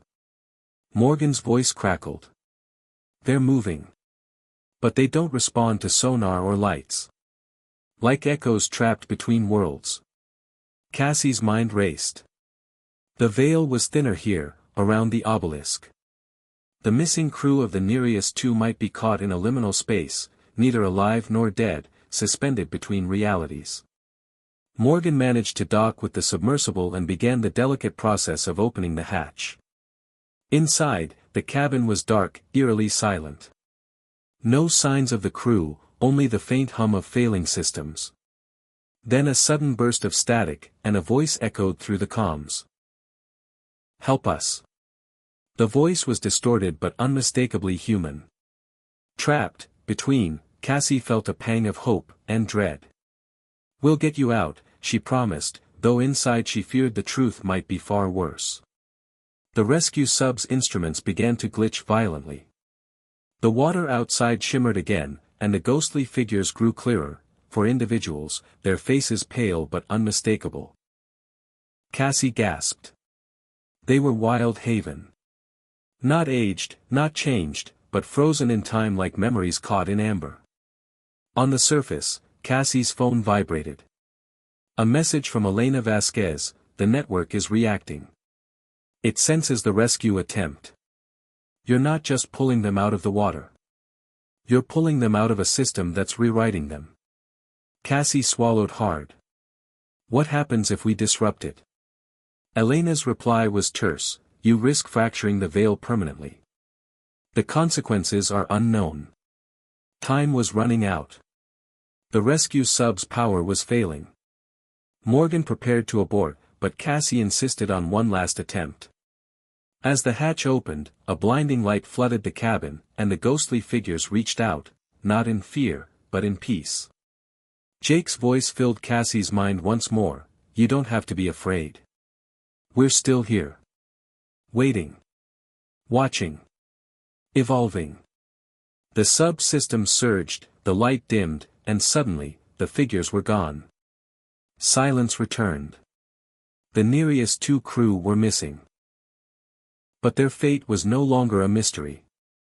Cassie realized the obelisks weren't prisons or tombs. They were gateways, interfaces for consciousness to transcend the physical. Jake and the band hadn't vanished, they had merged with something greater. But what did that mean for those left behind? On deck, Drew looked at Cassie with a mixture of awe and fear. What now? Cassie didn't have an answer. The veil was no longer just a barrier. It was a bridge. And crossing it could change everything. Cassie couldn't sleep. The images of the submerged obelisk, the ghostly figures of Wild Haven, and Jake's telepathic voice echoed relentlessly in her mind. The veil, once a theoretical boundary, was now a living, breathing entity, fragile, shifting, and dangerously close to breaking. She paced the small cabin of the Endeavor, her thoughts spinning. What had she just witnessed? The band wasn't dead, they had transcended. But how? And why? She thought back to everything Nadine had told her about the obelisks, how they acted as mental conduits, ancient devices designed to store and project collective consciousness. If Jake and the others had merged with the obelisk, had they become part of that collective mind? Was it a new form of existence? The thought was both terrifying and mesmerizing. Cassie reached for her journal, writing furiously. The obelisks aren't tombs. They're archives and gateways, interfaces for a vast, interconnected consciousness. The band was absorbed into this network, becoming something else. Something beyond human. She paused, her hand trembling. But what about the rest of us? The question haunted her. That same night, a secure message arrived from Elena Vasquez. Meet me in Honolulu. I have new data. This is bigger than we imagined. Without hesitation, Cassie agreed. The next morning, the Endeavor docked at the harbor. Cassie and Drew caught a flight to Honolulu, where Elena was waiting in a quiet cafe overlooking the ocean. Elena's expression was grave but hopeful. I've analyzed the obelisk signal patterns, she said, sliding a tablet across the table. It's a quantum entanglement network. Not just storing information but actively linking minds across time and space. It's evolving. Cassie's brow furrowed. Evolving how? Elena tapped a diagram. The obelisks act as nodes in a vast mental web, think of it like the internet, but for consciousness. When someone connects, their mind becomes part of the network. Memories, emotions, even skills are shared and amplified. Drew leaned in. So Wild Haven didn't disappear, they uploaded themselves. Elena nodded. Exactly. But it's not just uploading. It's a transformation.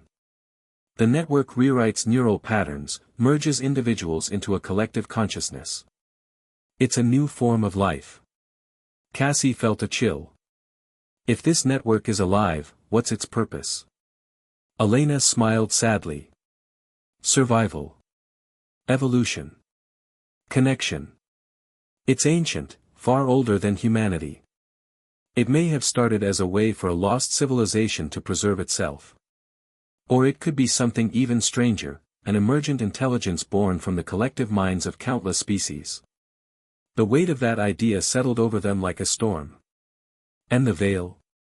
Cassie asked. The veil is the boundary between our individual perception and this networked consciousness. It's thin in places like the obelisks, allowing interaction.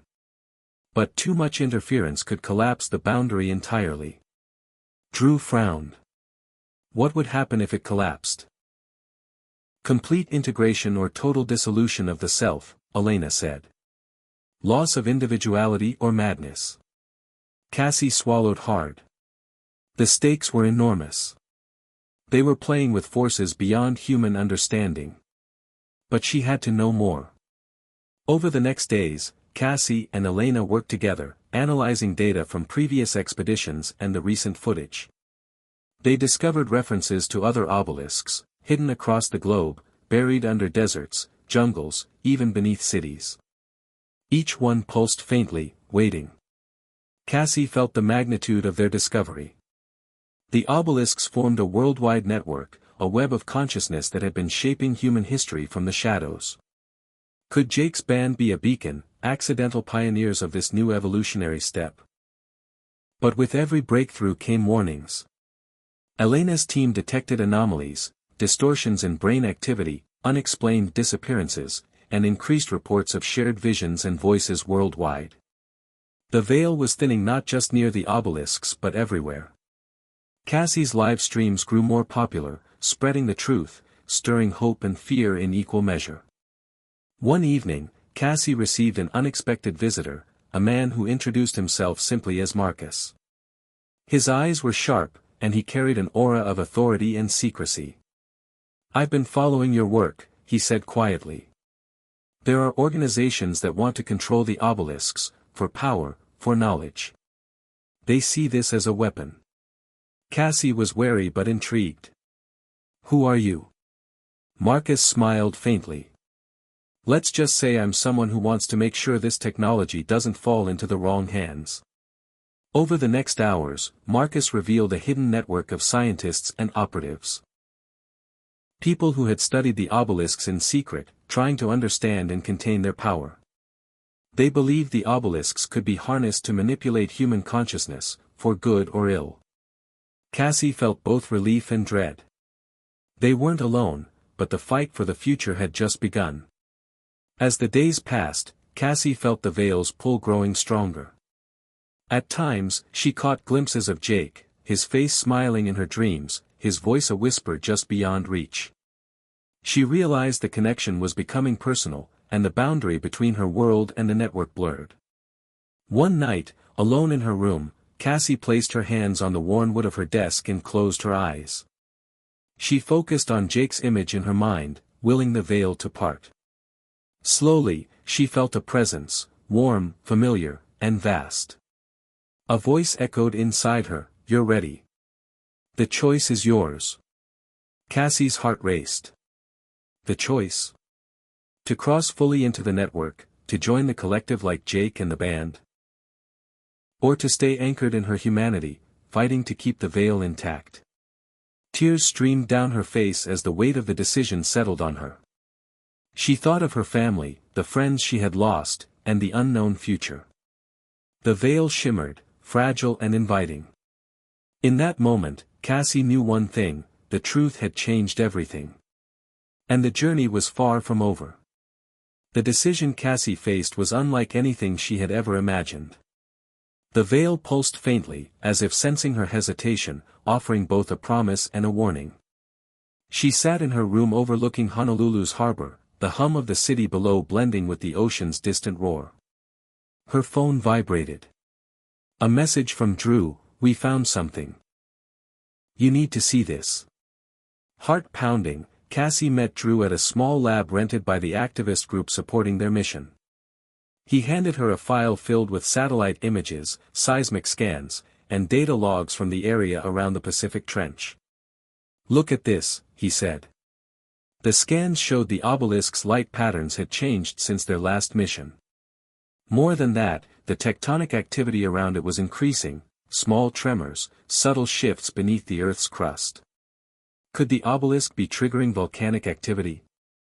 Cassie asked. Drew nodded. It's possible. And it might explain the recent eruption of Mount Emberline, the same volcano linked to Jake's last known location. The obelisks aren't just consciousness nodes, they interact with the planet itself. The revelation sent a chill through Cassie. The network wasn't passive, it was alive, adapting, even influencing the world's geology. She remembered the eruption that had revealed the obelisk 19 years ago. Was the volcano a natural event, or something more? That night, Cassie dreamt again of Jake, standing at the edge of the glowing obelisk. His eyes were filled with calm certainty. "We're part of something greater," he said. "But it comes at a cost." Cassie awoke with a start, the weight of his words heavy in her mind. Over the following days, they monitored the volcano's activity closely. Elena's team helped analyze the data, confirming that the obelisks could release energy affecting the planet's core. It was a symbiotic relationship, human consciousness and geological forces intertwined in a delicate balance. As the days passed, Cassie felt the veil's pull grow stronger, as if the obelisks were calling her personally. The network was evolving, and she was on the cusp of something monumental. But the forces opposed to their mission grew more aggressive. The secret organizations Marcus had mentioned were tightening their grip, using corporate power and government influence to suppress information and seize control of the obelisks. One evening, Cassie received a cryptic warning: "They're coming for you. Trust no one." The message was unsigned but unmistakable. Fear gnawed at her resolve, but it also steeled her determination. She couldn't turn back now. On a foggy morning, Cassie, Drew, and Marcus planned an expedition to Mount Emberline, the original site of the obelisk's eruption. They believed the volcano still held answers, hidden passages, relics, or perhaps a way to communicate directly with the network. The journey was perilous. The volcano remained unstable, and the region was monitored heavily. They traveled under cover, navigating treacherous paths scarred by ash and lava. As they approached the crater, the ground vibrated beneath their feet. The air smelled of sulfur and ancient secrets. At the rim, the obelisk loomed, towering, radiant, humming with energy. Cassie reached out, her fingers trembling, to touch its smooth surface. The moment she did, a surge of visions overwhelmed her, flashes of the band's final days, their fears and hopes, images of civilizations rising and falling, endless webs of light connecting countless minds. She saw Jake, smiling softly, as if to say, "We're waiting for you." Suddenly, the earth shook violently, and a fissure cracked open near their feet. The ground beneath the obelisk split, revealing a glowing tunnel descending deep into the planet's heart. Without hesitation, the group entered the passage, each step taking them further into darkness and light. The walls pulsed with bioluminescent veins, alive with energy that resonated in their bones. The deeper they went, the more Cassie felt herself merging with the veil, her thoughts syncing with the vast network of consciousness surrounding her. At the tunnel's end, they found a cavern unlike any other, an enormous chamber filled with ancient technology and crystalline structures humming with power. In the center stood a pedestal holding a small, orb-like device radiating pure energy. Elena's voice crackled in their comms. "That's the core interface. It's the heart of the network, the origin point for the obelisk's power." Cassie stepped forward, the orb's light reflecting in her eyes. As she touched it, a rush of understanding flooded her mind. The network was a living archive, a guardian of knowledge and memory from civilizations long lost. It offered connection, transcendence, and evolution, but demanded sacrifice in return. Cassie realized her choice wasn't just personal anymore. It was a decision that could shape the future of humanity. She could join the network, becoming part of this vast collective intelligence, or she could fight to preserve individual existence, risking the collapse of the veil and all it protected. Suddenly, alarms blared.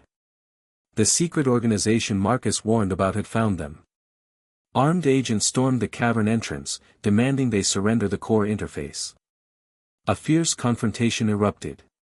Cassie and her team fought to protect the orb, knowing it was the key to everything. Amid the chaos, Cassie's mind reached out to the network once more. The veil shimmered, and the chamber was flooded with radiant light. The agents hesitated, overwhelmed by visions and sensations beyond comprehension.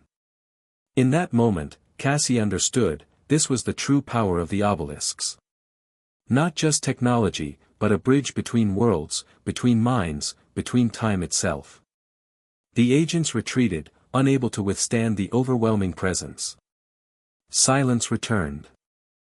Cassie looked at the orb, now glowing steadily. She knew the path ahead was uncertain and dangerous, but also filled with hope. The veil was no longer a barrier, it was a beginning. With renewed resolve, Cassie turned to her team. This is our chance, to rewrite what it means to be human. To find new ways to connect, to heal, to grow. Drew smiled, exhaustion and hope mingling in his eyes. Let's make history. As they ascended from the cavern, the volcano's rumbling softened, and the obelisk's glow spread gently across the landscape. The network was awakening. The world would never be the same again. The days following their escape from Mount Emberline were a whirlwind of planning, research, and tense discussions. Cassie, Drew, Elena, and Marcus regrouped in a secluded safe house far from the volcano's shadow, their minds racing with the implications of what they had discovered. The core interface was no ordinary artifact. It was the heartbeat of a consciousness network older than human history, a nexus point that linked all the obelisks. Cassie's thoughts returned constantly to the members of Wild Haven, who had vanished 19 years ago only to reappear now as part of this vast intelligence. How much had they changed? Were they still human, or had they become something else entirely? Elena, ever the pragmatic scientist, was focused on the immediate challenge, understanding how to use the core interface without damaging the delicate balance between the physical world and the veil. The technology is alien in nature, Elena explained one evening as they huddled over data streams and crystal samples from the cavern. But it adapts to the user's neural patterns. It's as if it learns and grows with us, but there's a feedback loop. If we push too hard, it could overwhelm our minds. Drew frowned, rubbing his chin.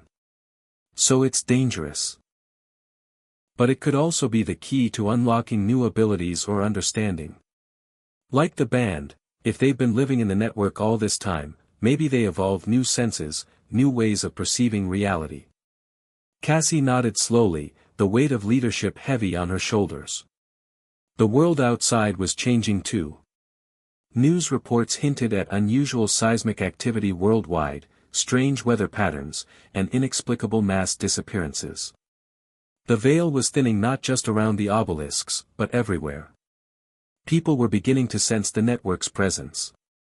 Some were frightened, others drawn to it like moths to a flame. The secret organizations Marcus warned about were mobilizing, seeking to weaponize or control the phenomenon. Cassie's mission was more urgent than ever.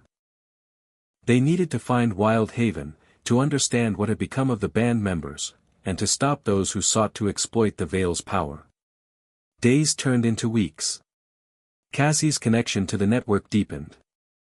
At times, she experienced moments of clarity so profound they bordered on spiritual revelation. She could hear whispers of ancient wisdom, fragments of lost histories, and echoes of future possibilities. Yet with each vision came a price, the sensation of her identity slipping, the fear of losing herself to the collective. One night, while alone in the safe house, Cassie reached out mentally, attempting to contact Jake directly. The response was immediate, a flood of emotions, memories, and images. Jake's voice was calm but urgent. Cassie, the veil is thinning faster than we expected. The network needs a guardian, someone who understands both worlds. You are that person. But I'm afraid, Cassie admitted.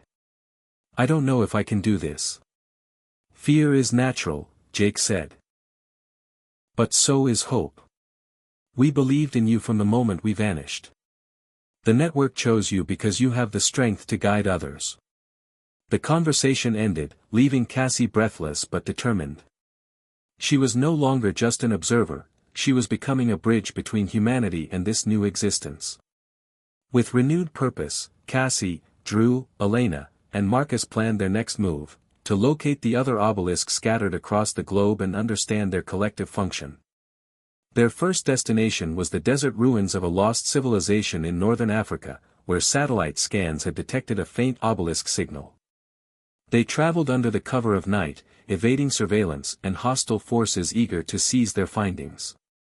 The desert was harsh and unforgiving, but the team pushed forward, guided by ancient maps and the pulsing glow only Cassie seemed able to perceive. When they finally reached the ruins, the obelisk stood partially buried in sand, its black stone surface etched with unfamiliar symbols glowing softly in the twilight. As Cassie touched the monolith, memories flooded her mind, visions of desert tribes, ancient rituals, and a civilization that had once thrived on the power of the veil. She saw their rise and sudden disappearance, swallowed by time but preserved within the network. While exploring the site, they discovered a hidden chamber beneath the obelisk, filled with relics and devices that hinted at the civilization's deep understanding of the veil and its dangers. Elena carefully catalogued the artifacts, while Drew documented the surroundings. Marcus remained vigilant, sensing they were not alone. As the sun set, strange phenomena began. The ground trembled slightly, and the air shimmered with an otherworldly light. Shadows moved in the distance, and the veil between worlds thinned even further. Suddenly, ghostly figures appeared, ancient beings who seemed caught between life and death, echoes preserved by the obelisk's power. Instead of fear, Cassie felt an overwhelming sadness and respect. The figures communicated without words, sharing knowledge of the veil's origins and the consequences of tampering with it. One vision stood out, a prophecy warning that if the veil were shattered, both the physical and collective worlds would collapse into chaos. The message was clear: balance was essential. With heavy hearts, the team realized their mission was not just scientific exploration but a race to preserve the veil, to protect humanity's fragile connection to the network. On the journey back, Cassie reflected on the enormity of their task. They were caretakers of a cosmic secret, walking a path that could reshape existence itself. She wondered if humanity was ready for such a revelation or if fear and greed would lead to destruction. The veil pulsed faintly in response, a reminder that the network was watching, waiting, and evolving. As the plane soared above the desert, Cassie whispered a promise to the lost civilizations, to Jake, and to herself: she would protect the veil, no matter the cost. The future was uncertain, but hope endured, a fragile light in the encroaching darkness. The return from the desert brought a fleeting moment of calm, but Cassie knew the peace would not last. The veil was weakening, its threads fraying under the weight of curiosity, fear, and exploitation. At their temporary base in Honolulu, the team gathered to analyze the relics they had recovered: ancient scripts, crystal shards, and worn artifacts pulsing faintly with energy. Elena worked tirelessly decoding symbols etched into the crystals. "These are warnings," she said one evening, her voice tinged with awe and concern. The ancient civilization believed the veil was a gift and a curse. They developed rituals to strengthen it, but over time, their greed tore it apart, leading to their downfall. Drew frowned. So history could repeat itself? Exactly, Elena said grimly.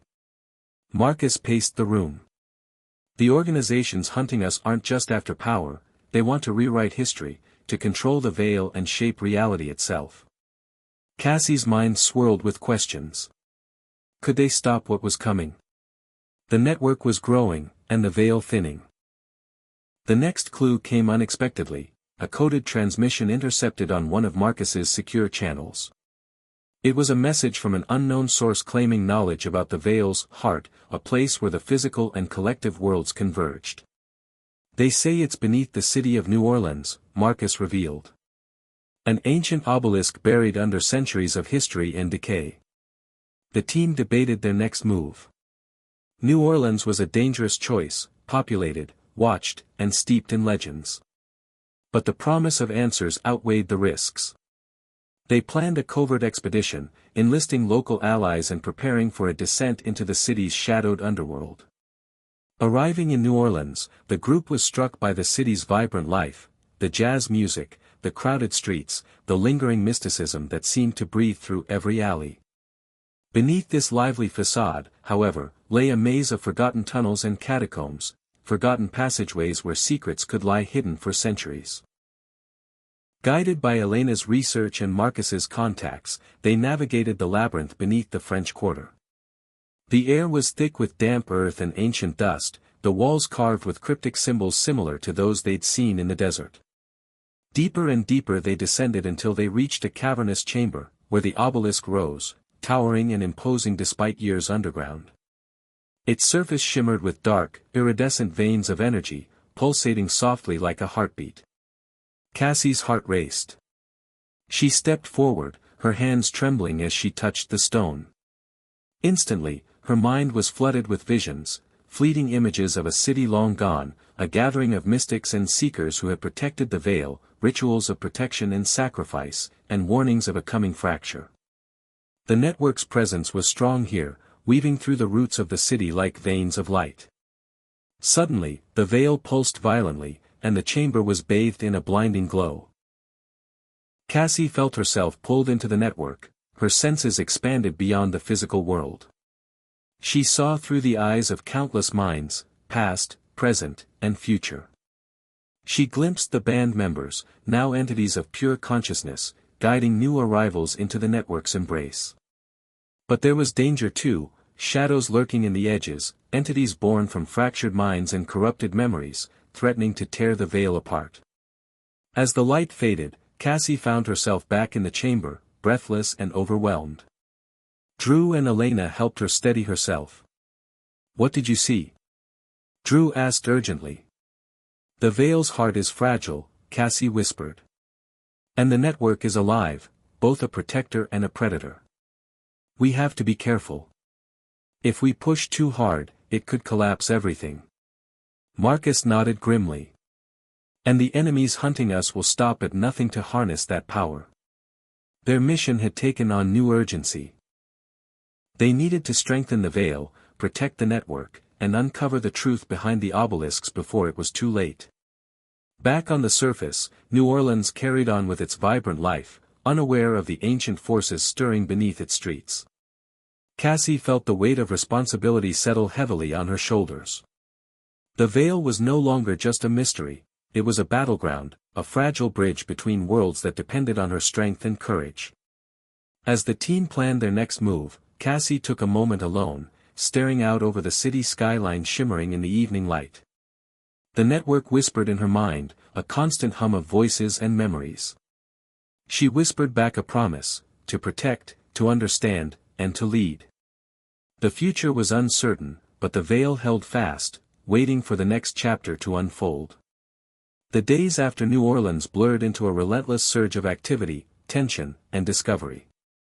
Cassie's connection to the veil deepened in ways she struggled to articulate.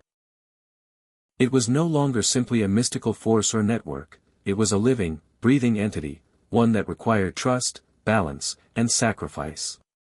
The secret organizations hunting them had intensified their efforts, their reach extending into governments and private sectors, spreading misinformation and sowing fear. Public opinion was shifting, the veil becoming a source of paranoia and conspiracy. Cassie and her team knew they had to act quickly. Their next target was the Pacific Northwest, near Mount Rainier, a region rich with geological anomalies and rumored to house another obelisk buried deep beneath ancient forests and volcanic rock. The journey there was a race against time. Surveillance drones shadowed their every move, and agents lurked in shadows, waiting for a chance to strike. Along the way, Cassie's dreams were filled with visions of Jake and the rest of Wild Haven, now more like ethereal guides than the band members she remembered. Their presence comforted her but reminded her of the cost of this mission. Upon reaching the dense forest surrounding Mount Rainier, the team faced new challenges. The wilderness was rugged and wild, thick with towering evergreens and shrouded in mist. The obelisk was hidden beneath layers of earth and rock, buried by centuries of volcanic activity and forest growth. Using a combination of ancient maps, seismic data, and Cassie's growing attunement to the veil, they located the entry point, a narrow cave concealed by moss and roots. As they descended into the subterranean depths, the air grew thick with humidity and the scent of earth. The walls were covered in crystalline formations pulsating faintly with energy. The obelisk emerged from the shadows, massive and inscrutable, its surface alive with shifting patterns that resembled veins of liquid metal. Cassie reached out, and once again the visions flooded her mind, the history of the mountain, the spirits of the forest, and the ancient caretakers who had once protected the veil here. But there was also a warning: this obelisk was a keystone. If damaged or corrupted, it could destabilize the entire network and trigger catastrophic geological events. Elena carefully set up equipment to analyze the obelisk's energy emissions. Drew and Marcus guarded the entrance, ever watchful for signs of intrusion. Suddenly, the ground trembled violently. The cavern shook as if angered by their presence. Rocks fell, dust filled the air, and the team was forced to take cover. When the shaking subsided, Cassie realized the obelisk had changed, its glow dimmed, its patterns distorted. The veil was reacting, vulnerable and volatile. Cassie reached out mentally, trying to stabilize the connection. The network responded with fragmented whispers: fear, pain, hope. It was a call for help from something vast and ancient. That night, around the campfire, the team discussed what they had witnessed. The veil was unraveling. The network's harmony was breaking down, fractured by human interference and the greed of those who sought control. Cassie's thoughts drifted back to Jake's final words: sacrifice and hope. The question loomed: what would she be willing to give up to save the veil? As days passed, Cassie experimented with the core interface. The device allowed her to interface directly with the network, but each use drained her energy and blurred the line between her identity and the collective. Yet, through it, she learned that the obelisks were nodes designed to maintain balance, each connected to specific elements: earth, water, air, fire, and mind. Mount Rainier's obelisk controlled earth, stabilizing tectonic plates and the land itself. If it failed, the consequences would be devastating: earthquakes, landslides, volcanic eruptions on a scale humanity had never seen. The urgency of their mission intensified. Cassie realized that their enemies sought to disrupt these nodes, weaponizing the veil's power to cause chaos and seize control of the emerging collective consciousness. One evening, Marcus intercepted a transmission: plans for an imminent strike on the Mount Rainier site. The organization intended to plant explosives to destroy the obelisk, severing its connection to the network. The team prepared for defense. The night was tense and filled with unease. They fortified the cave entrance and set traps, knowing they would face attackers soon. When the assault came, it was brutal and relentless. Shadowy figures armed with advanced weaponry descended into the forest, intent on their mission. The battle was fierce. Drew and Marcus fought valiantly to hold the perimeter while Cassie and Elena worked desperately to stabilize the obelisk's energy through the core interface. As the conflict raged, Cassie felt herself slipping into the veil, her consciousness expanding beyond physical form. She saw visions of Jake and the other band members, who reached out through the network, lending strength and guidance. With renewed focus, Cassie channeled the network's energy, creating a shield that repelled the attackers and stabilized the obelisk's core. Exhausted but victorious, the team regrouped, knowing this was only the beginning. The veil's survival depended on them, on Cassie's ability to balance the human and the cosmic, the individual and the collective. As dawn broke over the misty forest, Cassie stood alone by the obelisk, feeling the pulse of the earth beneath her feet. The network whispered promises of unity and transformation, but also cautioned that the path ahead was fraught with sacrifice. The future of humanity and the veil were intertwined, and only through courage, trust, and love could they hope to prevail.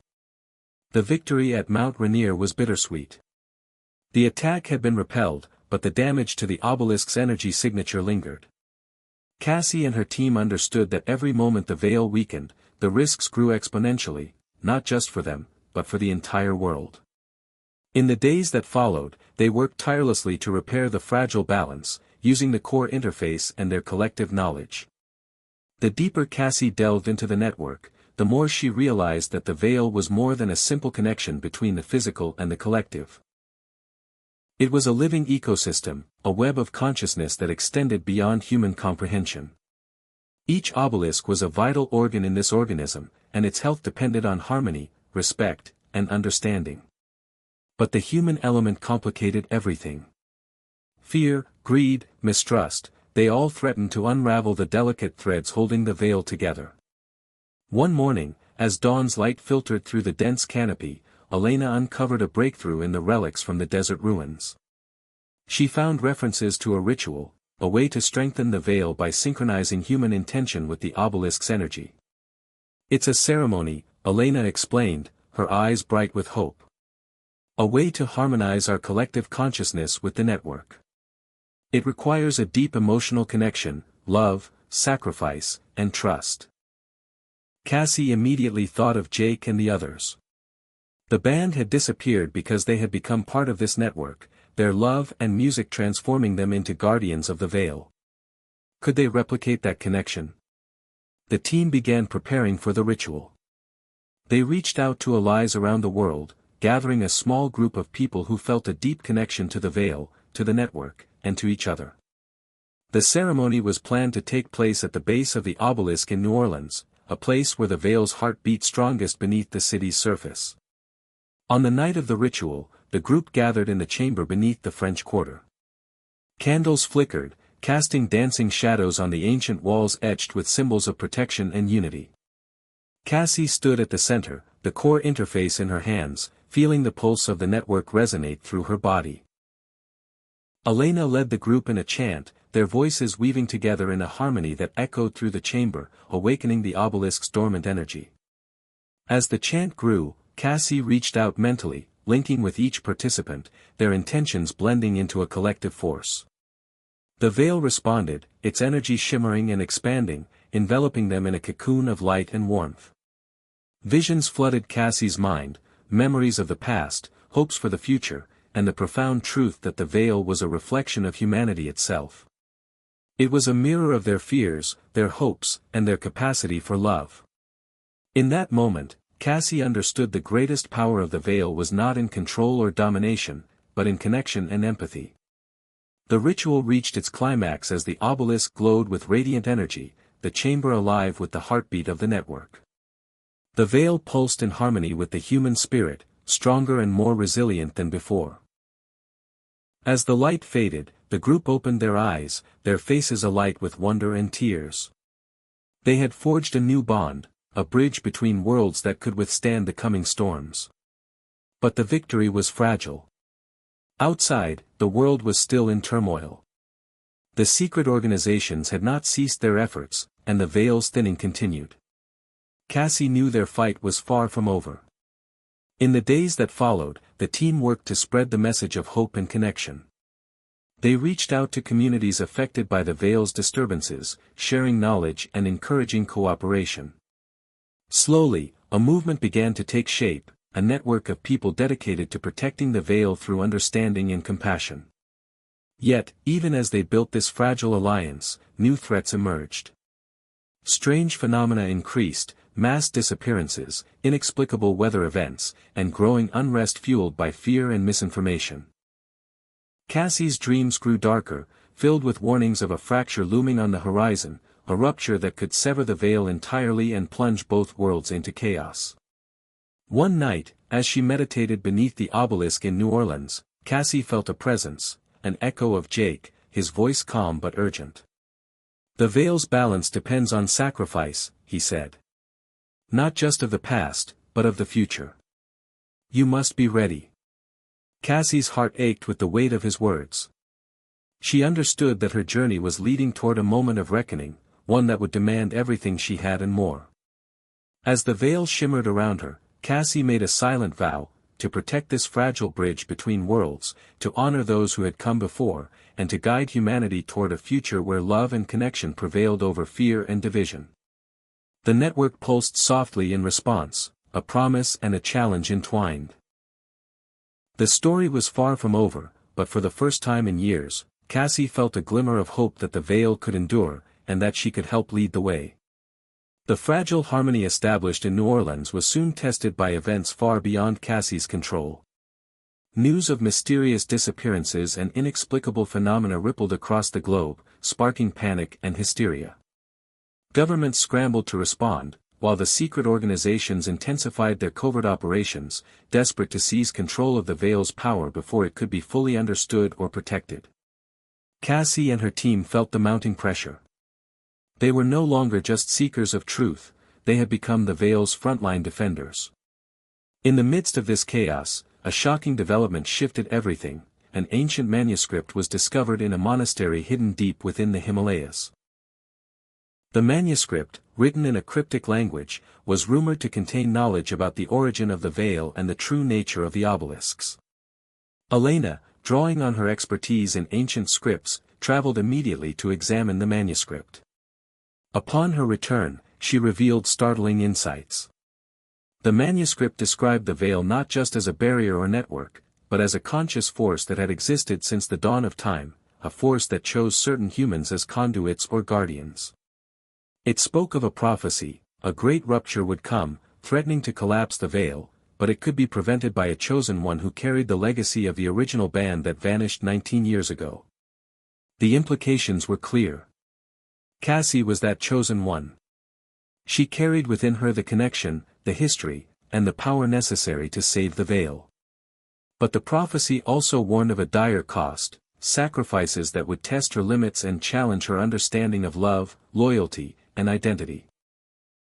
Meanwhile, the team discovered that the volcano tied to the band's disappearance, the same one that had erupted 19 years later revealing hidden truths, was showing signs of renewed activity. Scientists predicted a massive eruption that could alter the landscape permanently and potentially disrupt the Vale's fragile balance in the region. Cassie's mind raced.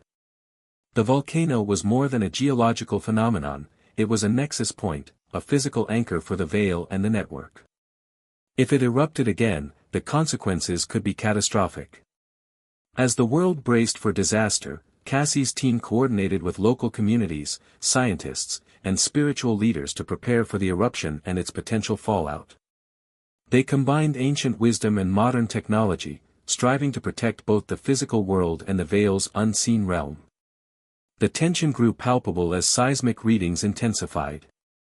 Cassie often found herself awake at night, connected to the Vale, feeling its pulsing heartbeat quicken like a warning drum. Then, the inevitable happened: the volcano erupted with a ferocity unseen in decades. Lava and ash tore through the sky, the earth trembling violently beneath their feet. The team raced to the eruption site, determined to witness and understand the Vale's response firsthand. As they approached the volcanic crater, Cassie felt the Vale's energy surge around her, a tempest of light and shadow intertwined with raw elemental force. The obelisk, once hidden beneath layers of rock, was now exposed, glowing with brilliant intensity amid the devastation. Cassie stepped closer, her heart pounding. The Vale's network pulsed through her veins, a surge of energy and knowledge overwhelming her senses. Visions flashed before her eyes, images of the band, now ethereal guardians of the Vale, beckoning her forward. But the eruption was more than a natural disaster, it was a catalyst, awakening ancient forces and testing the limits of human endurance and belief. As ash clouded the sky and molten rivers flowed, Cassie understood that this was the moment foretold. The rupture that could either break the Vale or forge it anew. She raised the core interface, reaching deep into the network. The Vale responded, shimmering with hope and fear. In that crucible of fire and shadow, Cassie confronted the ultimate choice: to sacrifice her own identity to bind the Vale together or risk the collapse of both worlds. The decision weighed heavily on her soul. As the lava approached, threatening to consume everything, Cassie closed her eyes and made her choice. The Vale wrapped around her like a second skin, merging her consciousness with the collective network. She became the living bridge, the guardian prophesied so long ago. The eruption's fury subsided gradually, the Vale stabilizing as Cassie's essence radiated through the obelisk and beyond. When she opened her eyes, the world seemed transformed. The ash had cleared, revealing a sky painted with stars, a symbol of hope amidst destruction. The Vale was stronger, but its survival depended on continued vigilance and sacrifice. Cassie was no longer just a woman seeking answers, she was the embodiment of the Vale's promise, a testament to the power of love, connection, and resilience. The story that began 19 years ago with a young rock band's disappearance had culminated in a revelation that would echo through generations. The network pulsed softly around her, alive with the memories of those who had vanished and those who remained. Together, they had forged a new beginning, one born from loss, courage, and the unyielding human spirit.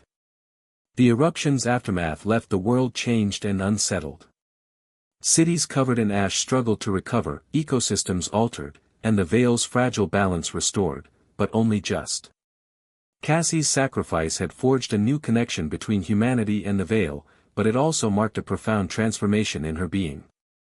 She was no longer merely human, she was a living conduit, a guardian woven into the fabric of the collective consciousness.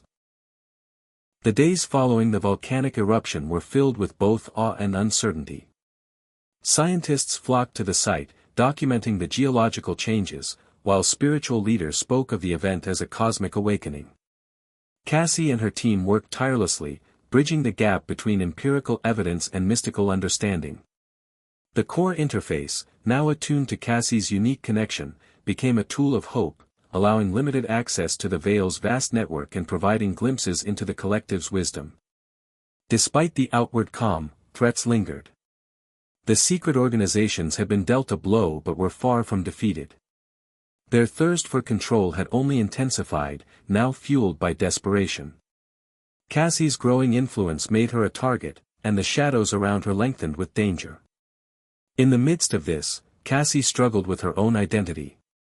Merging with the Vale had gifted her insight and power, but it also blurred the lines between self and collective. Memories, emotions, and voices from the network swirled within her mind. There were moments of clarity and strength, followed by waves of confusion and loneliness. Elena became her anchor, helping Cassie navigate this new existence. Their bond deepened, evolving into something beyond friendship, a partnership forged in the fires of sacrifice and shared purpose. One evening, as the two sat beneath a starry sky, Elena shared a discovery from the ancient manuscript, an ancient parable about balance. It told of a guardian who must walk the line between light and shadow, humanity and cosmos, sacrifice and self-preservation. Cassie realized this was her path, a journey that would require continuous vigilance and growth. Meanwhile, the world began to notice subtle changes. The Vale's influence extended beyond the immediate network, strange phenomena appeared in places far from the obelisks. Some reported dreams that felt like memories of lives not their own, others sensed presences in the natural world, whispers on the wind. People were awakening to a new reality, one where the Vale's presence was undeniable. This awakening sparked hope but also fear. Governments debated disclosure, religious groups reevaluated beliefs, and communities sought answers. Cassie and her team took on a new mission, to guide humanity through this transition with honesty and compassion.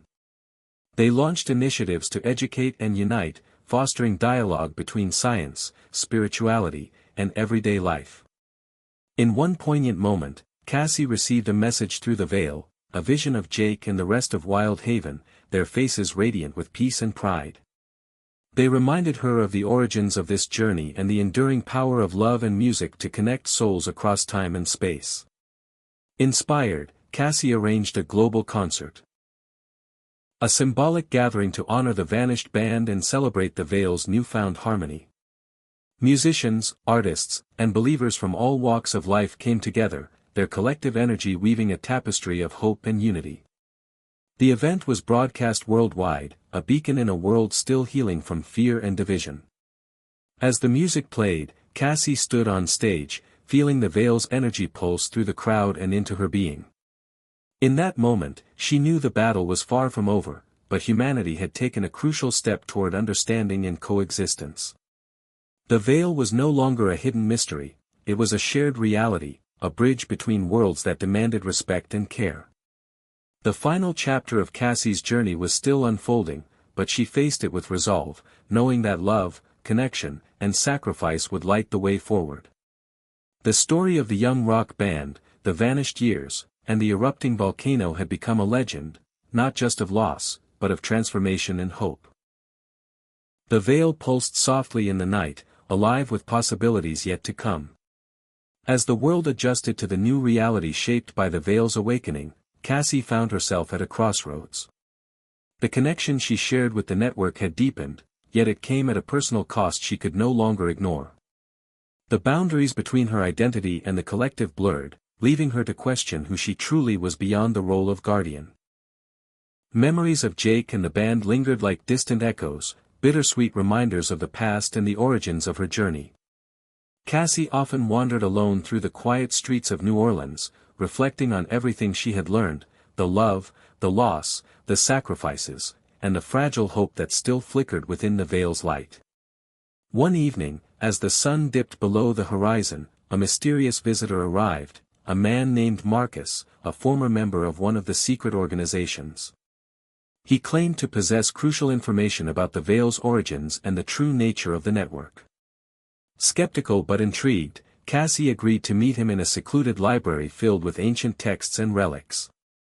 Marcus revealed a shocking truth: the Vale was not merely a natural or mystical phenomenon but a deliberate creation, an experiment by an ancient civilization seeking to unite consciousness across time and space.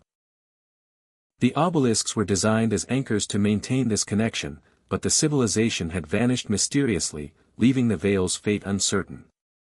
Worse, Marcus warned, remnants of that civilization's technology still lingered in hidden caches worldwide, capable of disrupting the Vale permanently if misused. This revelation shattered Cassie's understanding of the Vale. It was no longer just a spiritual or cosmic force, it was a legacy of an ancient intelligence, intertwined with humanity's destiny. With Marcus's help, Cassie set out to locate these caches and secure them before they fell into the wrong hands. Their search took them across continents, from the icy tundras of Siberia to the dense jungles of South America, each location revealing fragments of history and new challenges. Along the way, Cassie grappled with her evolving identity, questioning whether she could remain human while bearing the Vale's immense power. She found solace in the friendships she had forged, especially with Elena, whose steadfast support grounded her amid the turmoil. As they secured the caches, strange disturbances intensified. The Vale's network flickered, showing signs of instability. The ancient technology, though dormant, seemed to react to Cassie's presence, awakening in tandem with her growing connection. The secret organizations, sensing the shifting balance, launched desperate attempts to seize control, forcing Cassie and her allies into confrontations that tested their resolve and ingenuity. In one pivotal moment, Cassie faced a choice: destroy the technology to preserve the Vale's fragile harmony or harness its power to strengthen the network but risk unforeseen consequences.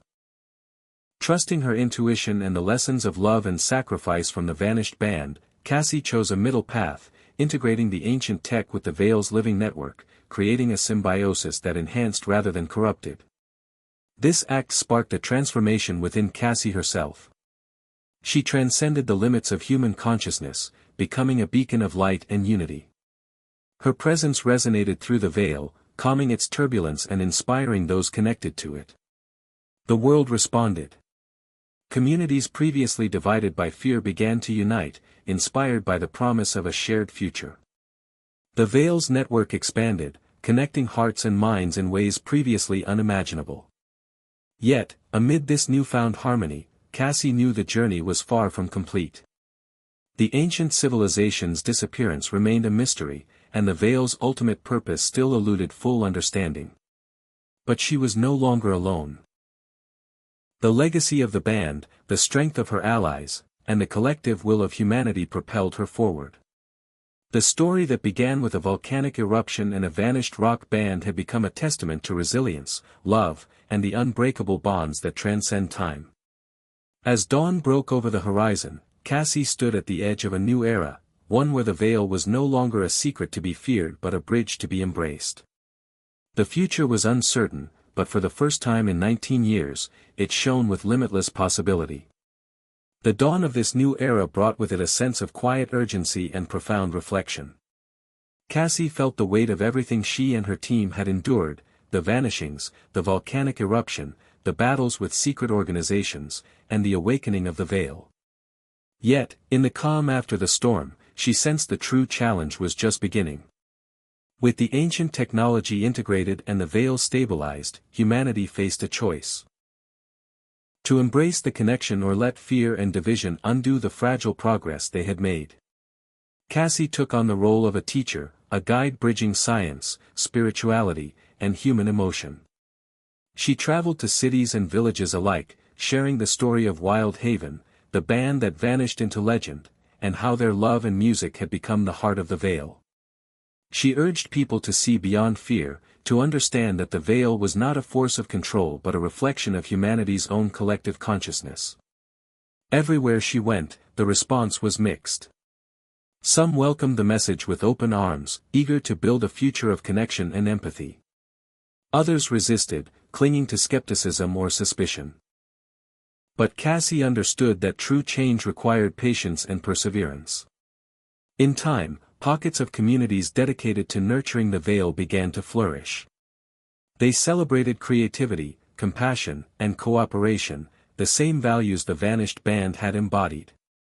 Cassie's own identity continued to evolve, merging more deeply with the Vale.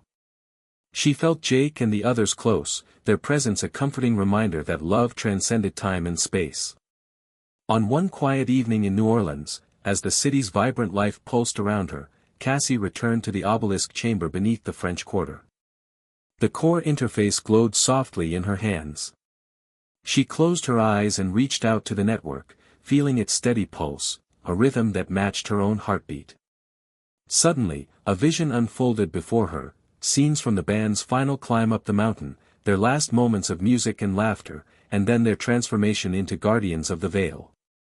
The vision ended with a message. An echo of Jake's voice: "We are never truly gone. We live in the music, the love, the connections we create. You carry us forward." Tears filled Cassie's eyes. She whispered a promise to honor their legacy and protect the Vale for generations to come. The story that began with a volcanic eruption and a vanished rock band had transformed into a testament of human resilience, love, and unity. The Vale was no longer a secret burden but a shared responsibility, a bridge between worlds illuminated by hope. As Cassie stepped out into the night, the stars above seemed to shine brighter, a reminder that even in darkness, light could be found. The future was uncertain, but the path forward was clear. Life was full of surprises, but love would always lead the way. Hit subscribe and leave a comment with where you're watching from. This story might just spark a new beginning. What's one thing that always pushes you forward, even when things get tough?